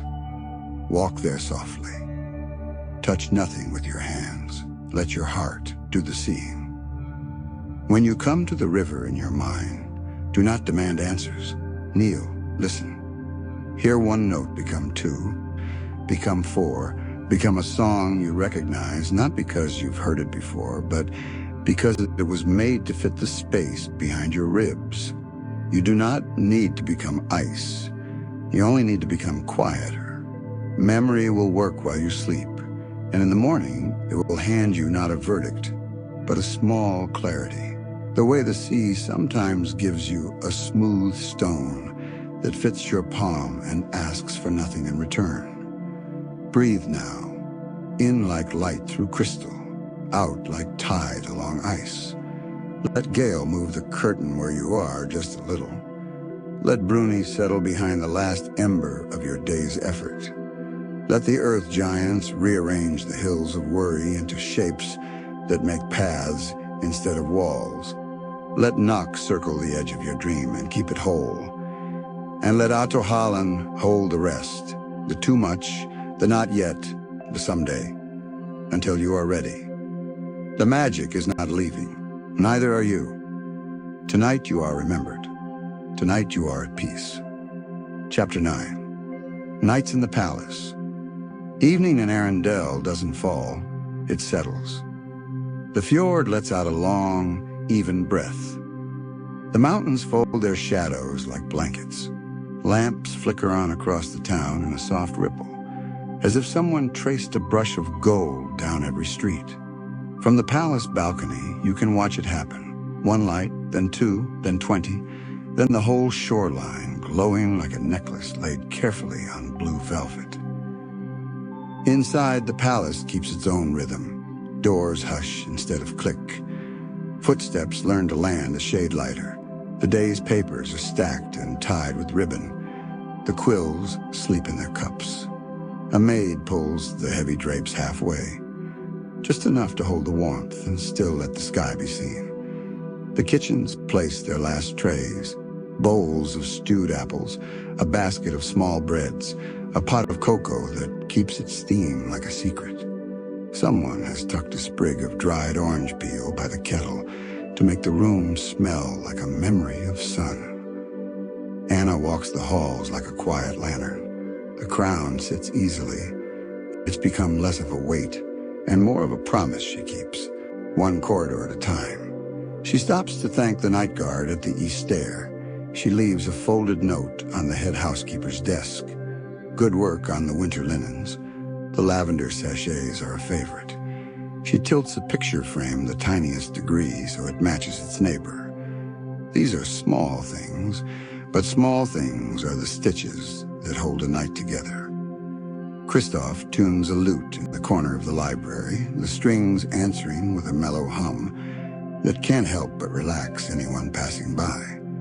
Sven waits by the door, nose pressed to the wood for effect, just in case an apple appears from a pocket like a miracle. No apples in the library, the librarian whispers, smirking, and hands over an apple anyway, because rules can bend for velvet noses and soft-eyed friends. Olaf, undisputed ambassador of bedtime silliness, hosts story hour by the west hearth. Children from the staff cottages sit on cushions, wrapped in shawls 2 sizes too big, their cheeks pink from the evening air. Olaf tells a tale about a snowman who wanted to be a night guard because he heard they got to whisper all clear at the stars. He demonstrates 3 extremely serious guard poses that look suspiciously like dance moves. Giggles spill, then settle. He lowers his voice for the last part, the part where the snowman realizes guarding isn't about being scary. It's about being steady, like a lighthouse. Like you, he tells the guard by the door, and the guard clears his throat, cheeks warmer than the fire. Up the grand stair, the portrait gallery keeps company with candles. The faces in oil, queens with thoughtful eyes, kings with patient hands, ancestors who loved winter and work, seem softer by this hour. If you pause, the paintings feel less like pictures and more like windows you could lean through to borrow an old reassurance. This has been a home a long time. You're doing fine.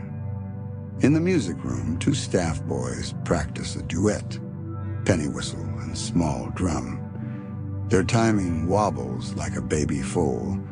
Anna listens from the doorway, counting quietly until their breaths line up. Again, she says, and their faces brighten at the promise of improvement, not the pressure.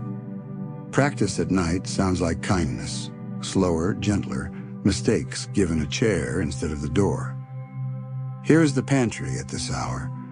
Shelves like tidy soldiers, jars labeled in a hand that loves flour. Red jam, clear honey, pickled pearl onions that catch candlelight like marbles. A cook yawns in the doorway and smiles to see everything in its right place. The night will not go hungry, she whispers to the jars, as if they might worry. Here's the laundry. A last basket of warm blankets folded into squares as satisfying as solved puzzles.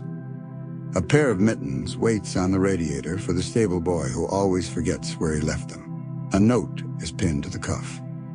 Don't forget me tomorrow, I get lonely on the radiator. Here's the stable. Sven, finally content, crunches the apple thoughtfully as if grating it. The straw has been turned. The lantern hangs from a peg and moves a little in the drift of air, painting the stall with a golden oval that looks exactly like a storybook would draw comfort. On the balcony above the front steps, Anna meets the night the way two old friends meet at a corner cafe. No rush, no small talk needed. She rests her elbows on the cool stone, wraps her shawl tight, and watches her kingdom become its evening self. She can tell time by the sounds, the last cartwheel on the cobbles, the door latches, the dog's final discussions, the water's voice becoming lower with the cold.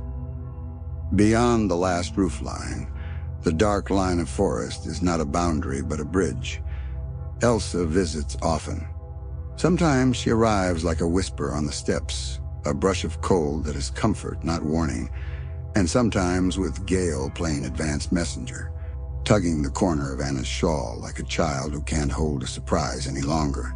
The sisters' greetings are not ceremonial. Love never learned the stiff bow. They embrace, and something in the air realigns, the way a mobile turns and finds its balance again.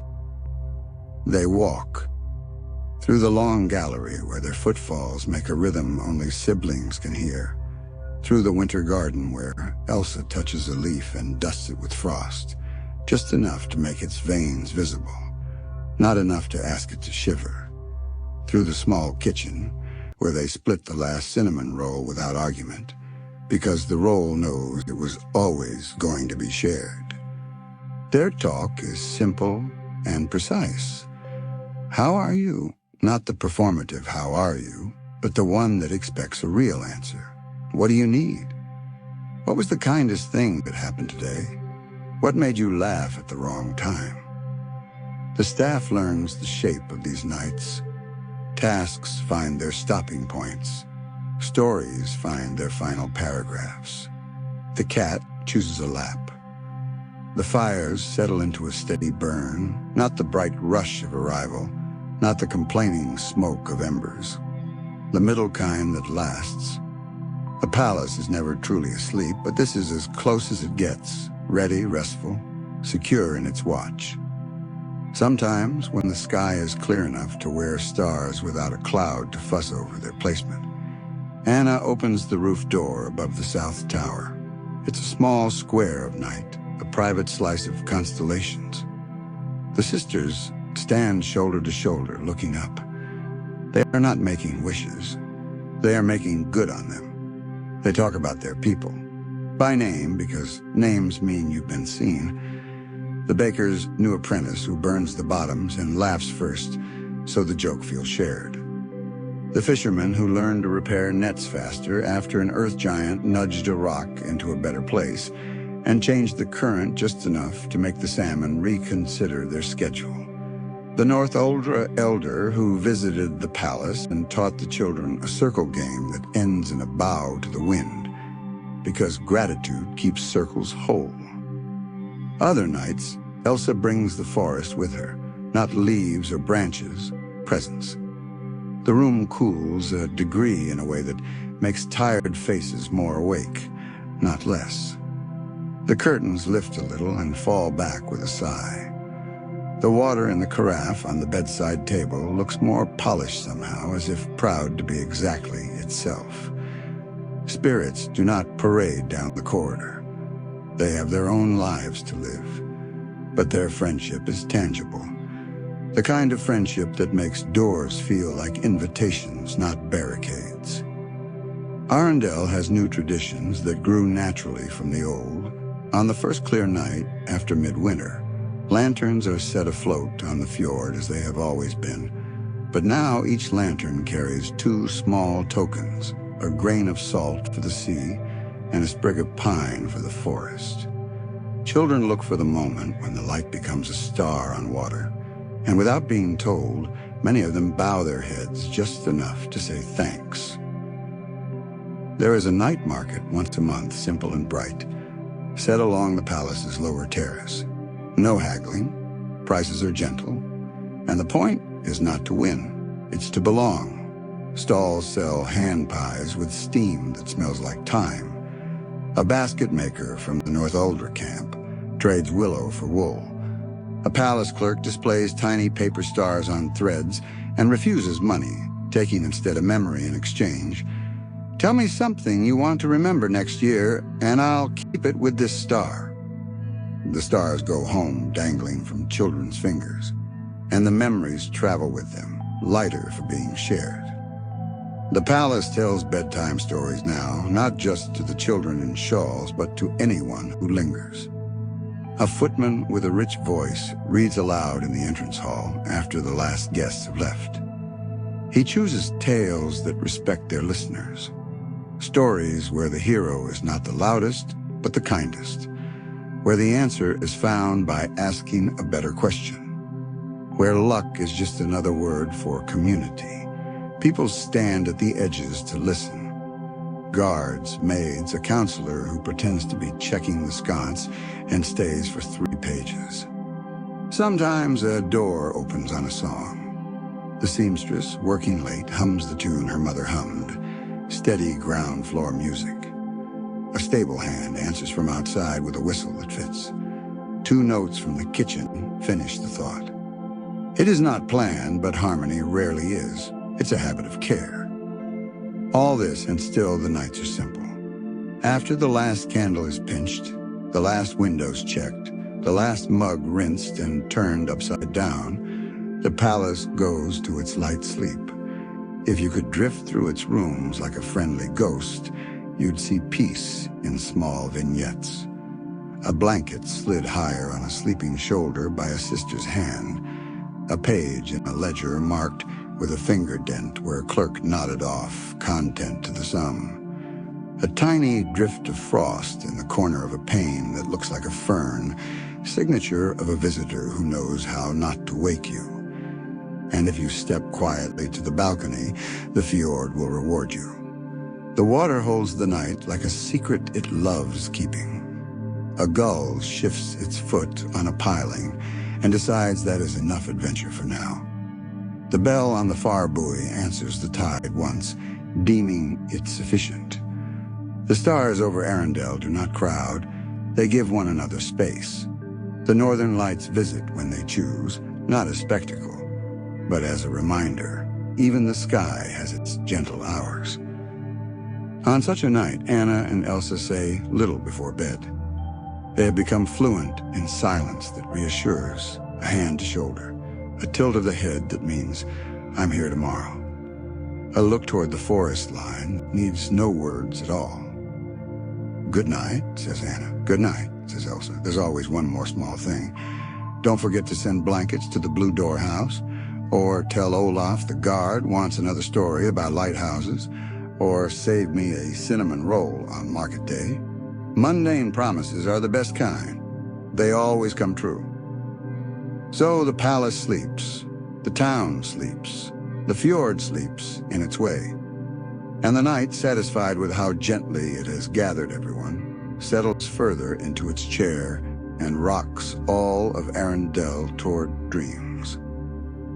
Chapter 10. a frozen legacy of love.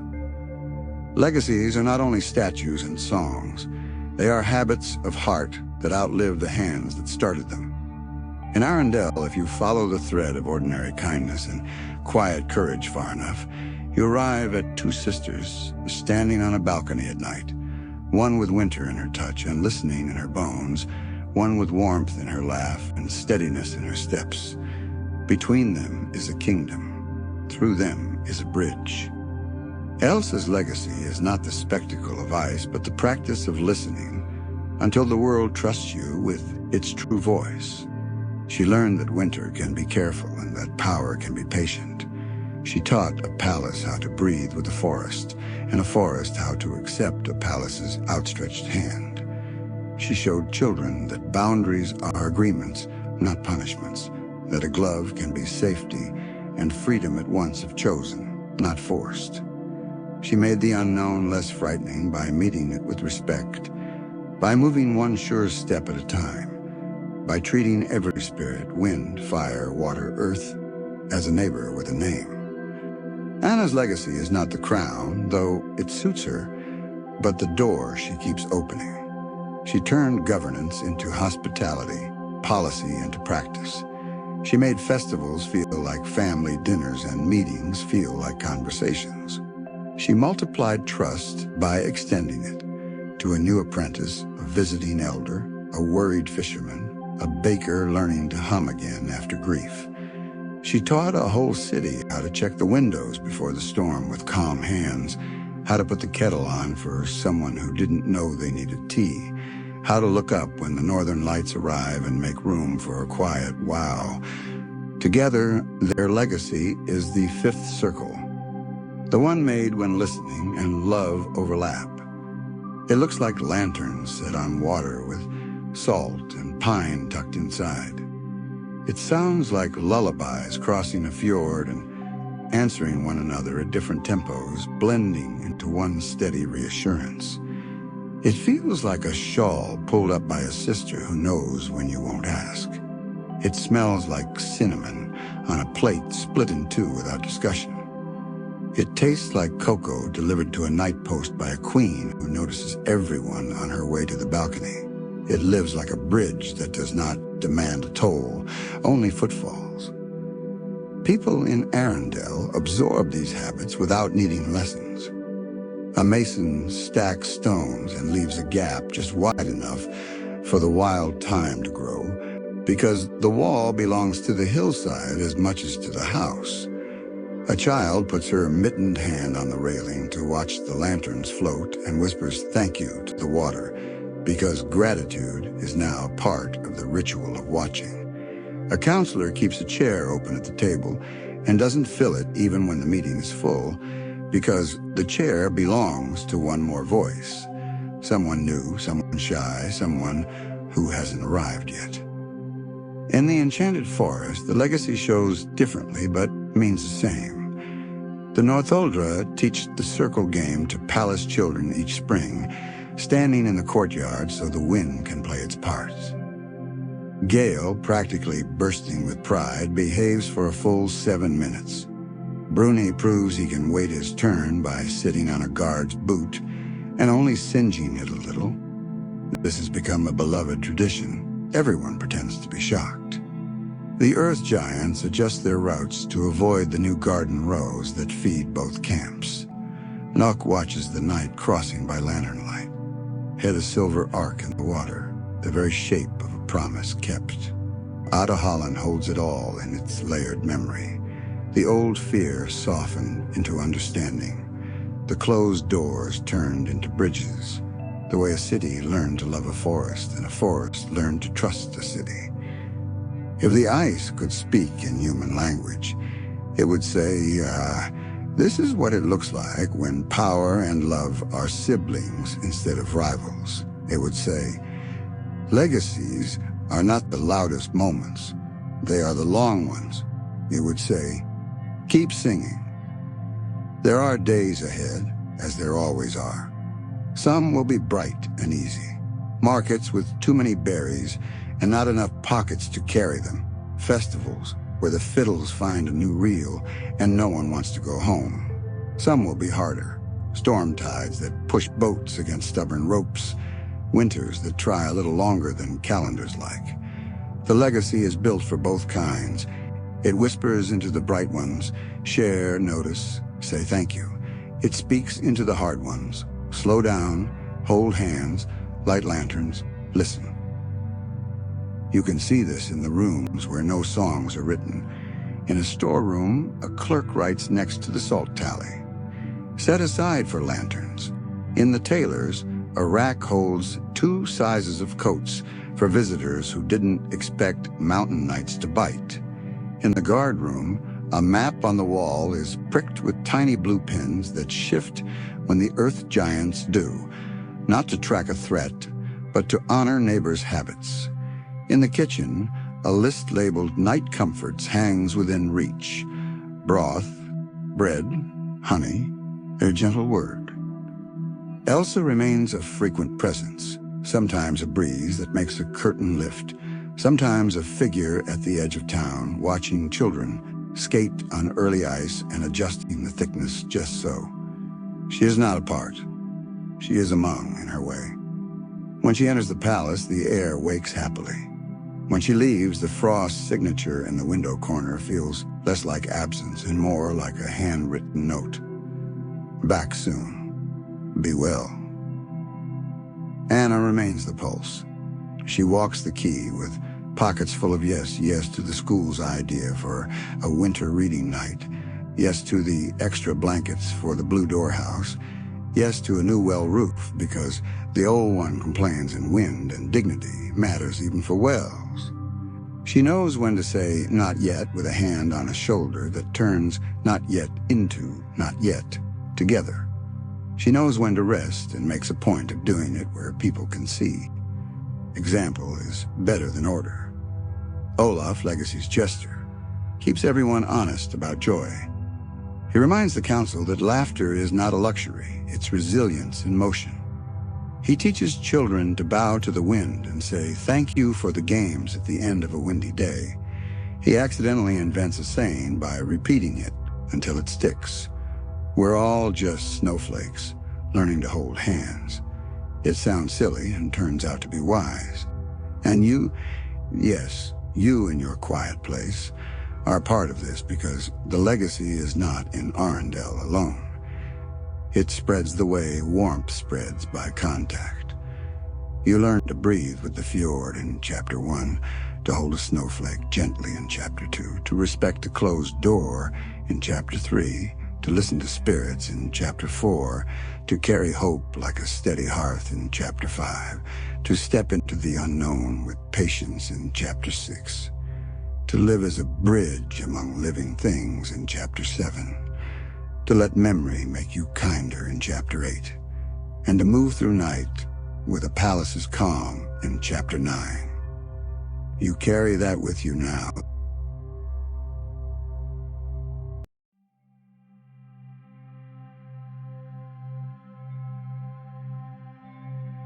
That is a kind of magic, too. It looks like this when you wake tomorrow. You check your own windows, not the panes, but the places where drafts sneak in. A worry here, a habit there. You straighten a frame, a routine, a thought, so it sits level. You wrap a shawl around a friend who didn't ask. You make cocoa for the person on watch in your life, a parent, a partner, a coworker, yourself. You leave a note that says simply, thank you. You listen for gale in your curtains and smile when the cloth moves for reasons you can't see. You put a pin in your own map for the neighbor who has become a hill of comfort. You remember to wave at the river.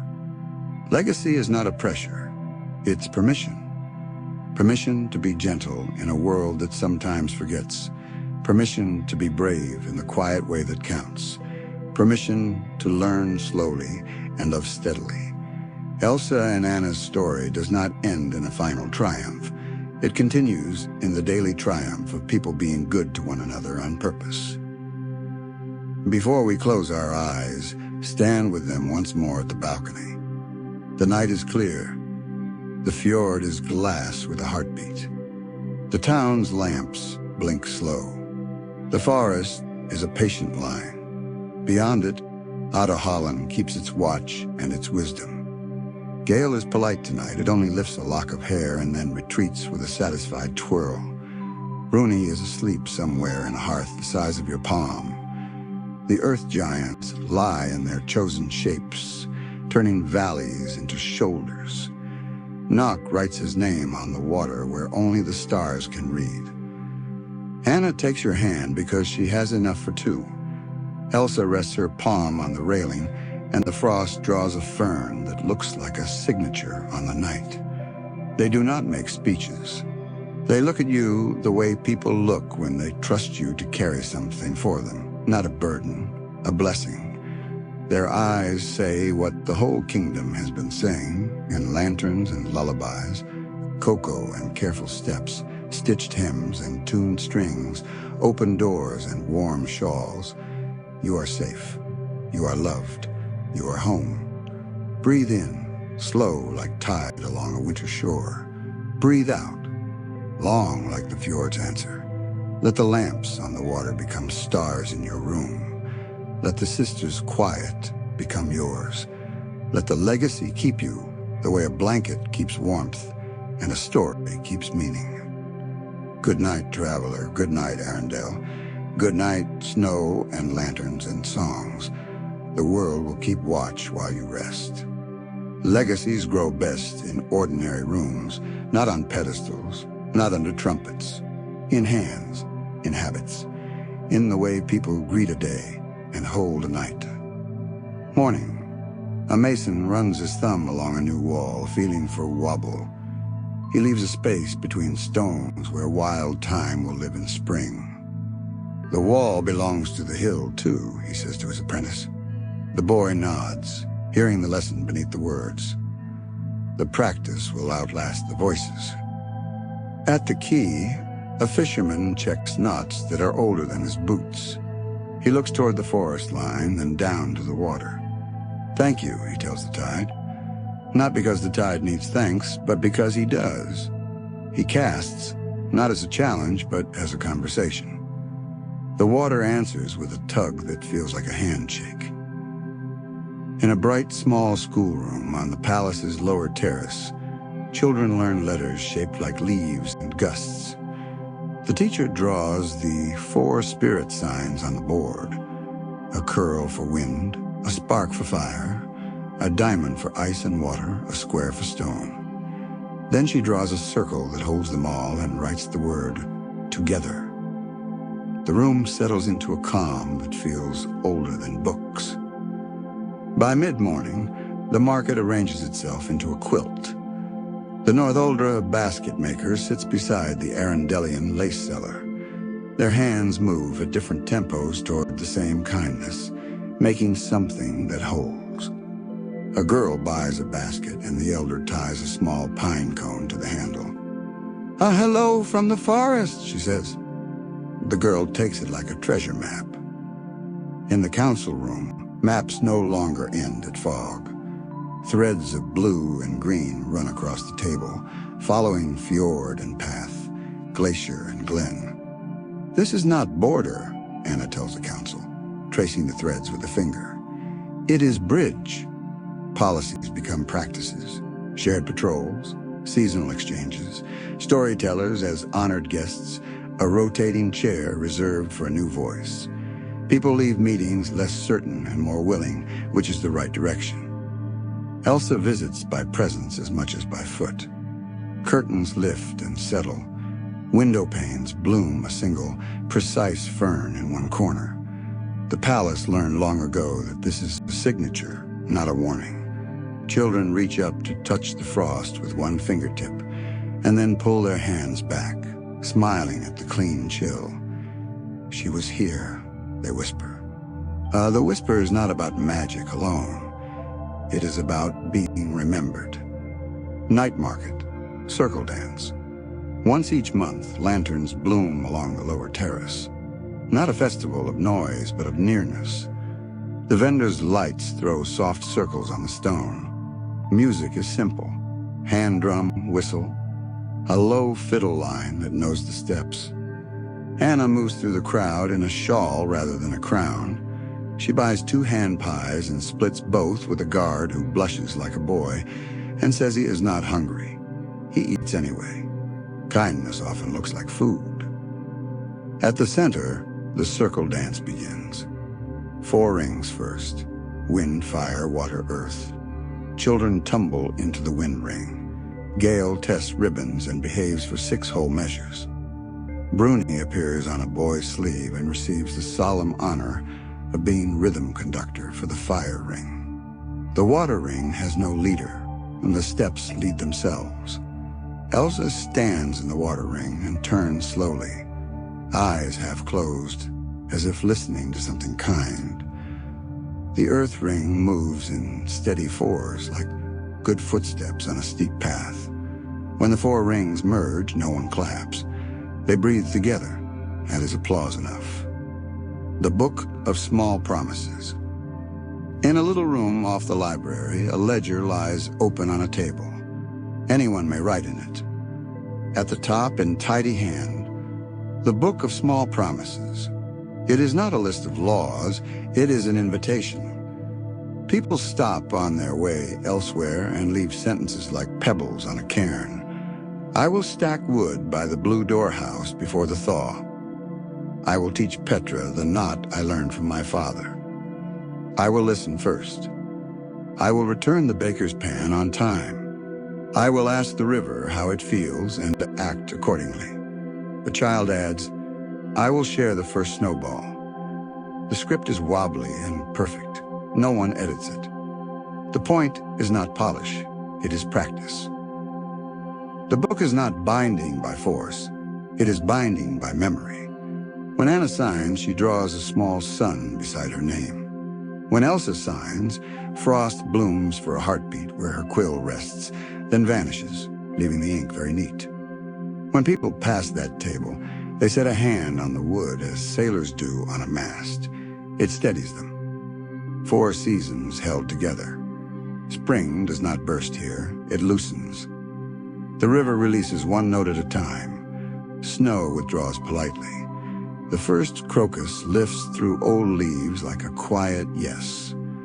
In the courtyard, Northuldra elders teach children how to hear sap with a listening cone and how to tie a thank you ribbon to a birch without harming it. Anna plants a row of peas in near perfectly crooked lines. They will remember I am human, she says, and laughs when the gardener nods. Summer is short enough to be honest. People take off their boots and step into the fjord up to that brave lying on the calf. Laughter travels farther on warm air. The palace sets tables outside for evening meals and invites us the starlings to be musicians. Olaf discovers that he loves shade as much as he loves sun, and writes a song about it that consists mostly of the word ah at different lengths. The earth giants nap more often in the heat. Nock prefers starlight to noon. Gale is helpful with fans. Autumn arrives with amber that looks deliberate. The harvest fair fills the terrace. Oaken sells knitted hats the size of pumpkins and calls them brain warmers in a tone that makes everyone giggle. Children help press apples because little hands are very good at important small work. At dusk, lanterns go up salt and pine tucked beneath each wick. The first one placed on the fjord is set by a child and an elder together. The last one by Anna and an apprentice, not a ceremony, a pattern. Winter takes its time. The first snow is greeted, not endured. People sweep steps and spirals for luck and beauty. The long night vigil is quiet by design. Families come to the quay and sit with thermoses. Someone begins a song from an old story. Someone else finishes it from a new one. When the northern lights arrive, the whole town inhales as if surprised, even though they saw them last year. Elsa stands on the balcony and does nothing to the sky. She doesn't have to. Part of power is knowing when it is not needed. A storm answered kindly. Weather tests legacies. One evening, a wind rose hard down the fjord and the tide rises too fast. The first sound is the bell at the buoy, then a plank complaining on the pier. Anna is already moving. Orders arrive as suggestions given with trust. You to the East Quay. Check the ropes, not just look at them. Put your hands on them. Lanterns out on the lower terrace, and we'll need them later. Bring the blue door house here. Beds in the great hall. Yes, all of them. Cocoa on the fire and broth. People will say they aren't hungry. They are. Elsa is the steadiness in the cold. She does not slam ice onto water. She lays thin, sure plates where the fjord bites too hard against a piling. She cups the wave and sets it down again. She feels for the water's own desire to calm and gives it shape. Knock moves beneath, strong as a promise. Gale holds to door latches so they will not rattle fear into little rooms. Bruni keeps embers alive in hearths where the wood is damp. Olaf sits with the children in the great hall and tells them the story of the bravest mitten. He explains solemnly that bravery is not about being big. It is about being warm when someone else needs it. They giggle at the mitten voice he invented by accident. The hall breathes easier. Outside, ropes hold. Boats ride it out. The storm spends itself. By dawn, the fjord is only a fjord again, not a lesson. No speeches follow, just work. Hot soup. Thank yous spoken to tired faces. A note added to the Book of Small Promises. Next storm, move the orange boat first. Learning is part of legacy too. The listening bridge. A stream between the town and the forest is crossed by stones placed at good distances for long legs and poor distances for short ones. People have wet socks more often than dignity prefers. A boy suggests a bridge in a letter that begins, "Dear anyone with a hammer."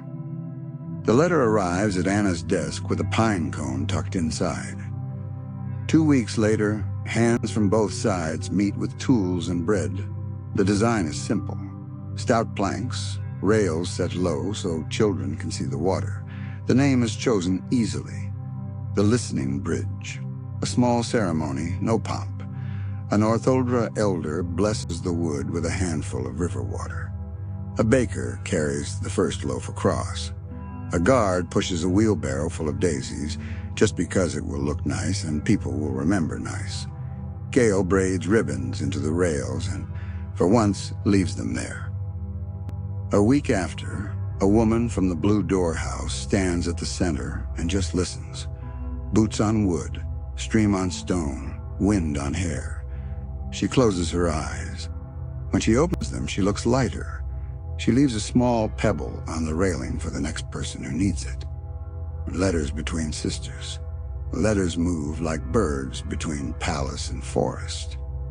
Anna's begin with stories because stories are food.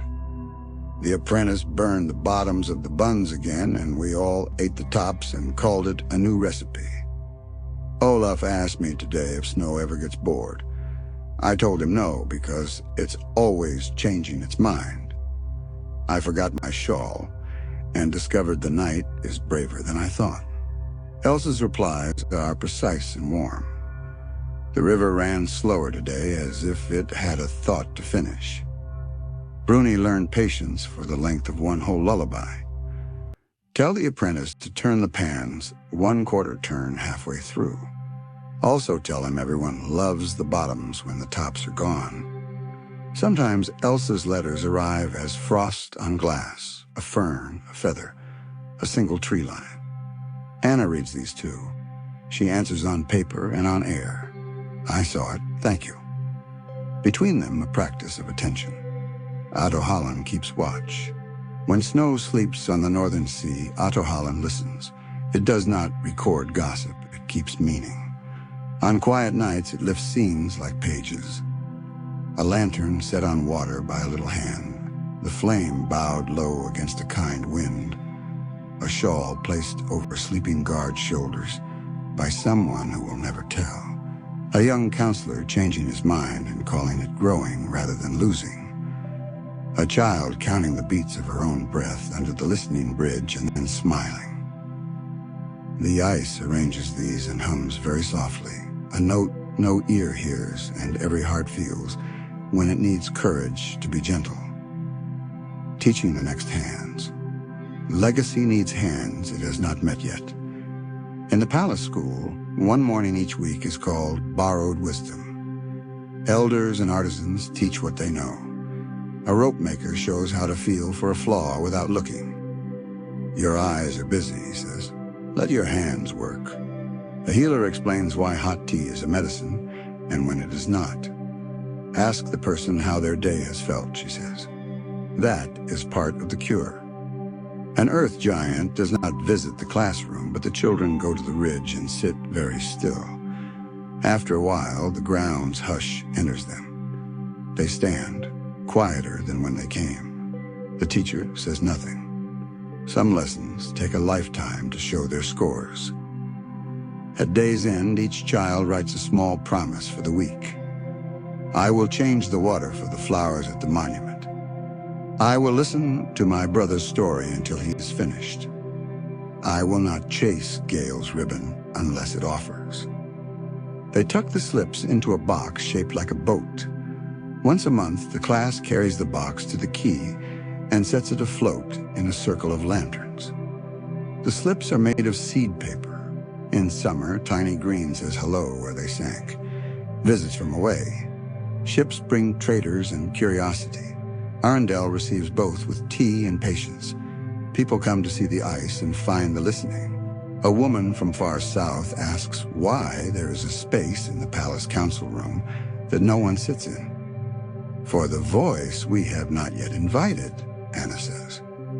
The woman takes the idea home the way you take a tune, humming, then singing, then teaching. A young prince from a neighboring coast arrives with guards and etiquette.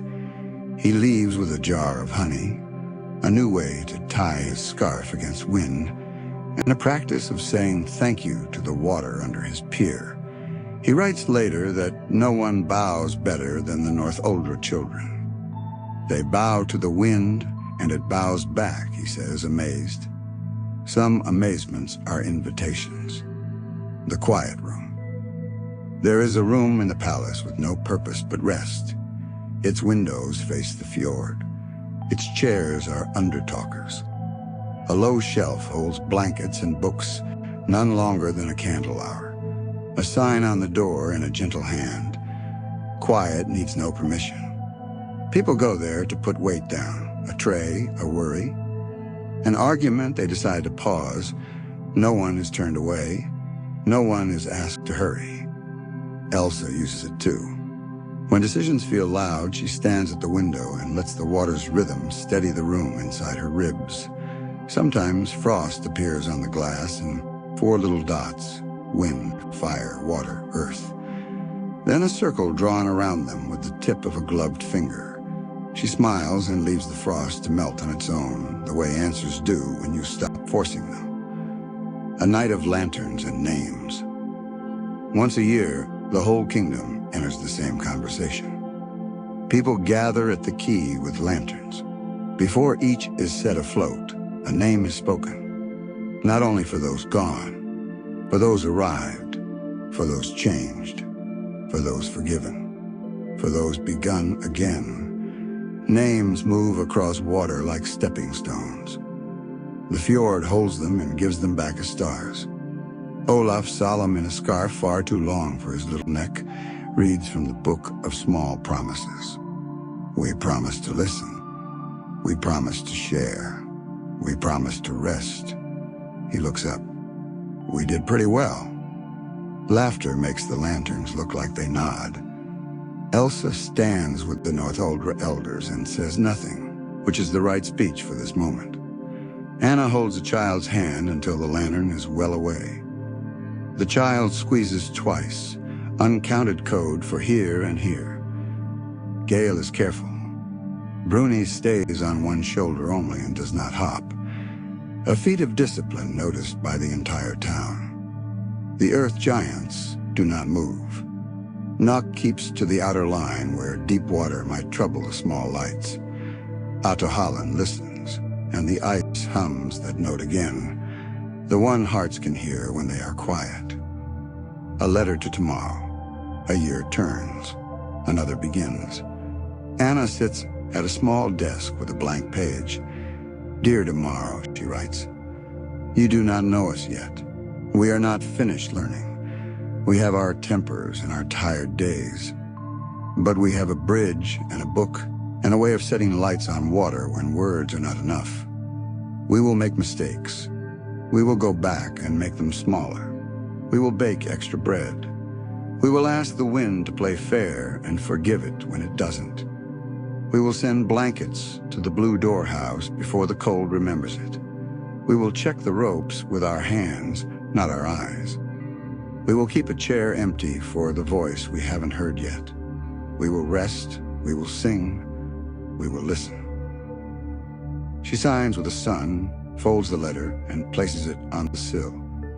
Gale lifts the corner and then leaves it there. The letter is not for travel, it is for practice. Elsa arrives as the room cools by 1 degree. She reads the letter and nods as if she and the paper have agreed on something simple and important. She touches the window. Frost writes a tiny fern beside the word listen. No flourish, just a mark. The last light. Stand once more at the balcony. The fjord is very still.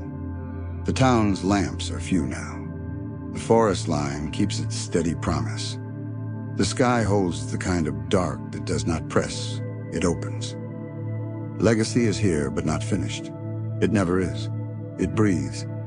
It is a mason's thumb on a stone, a child's hand on a rail, a shawl pulled up on a tired shoulder, a loaf halved, a rope checked, a lantern set on water, a bow to the wind, a thank you to the sea, a fern of frost on glass, a name spoken, a chair left empty on purpose, a bridge that hears more than it carries. Breathe with Arendelle, in, out, again. You are safe. You are loved. You are home. Sleep now. The fjord will keep time. The mountains will keep watch. The spirits will keep their gentle rounds. The palace will hold its breath for you in the best way. When morning comes, it will knock softly, the way the kindest days do. And you will answer with all the quiet courage this story has been teaching your breath. One slow step, one warm mug, one small promise, one listening bridge at a time.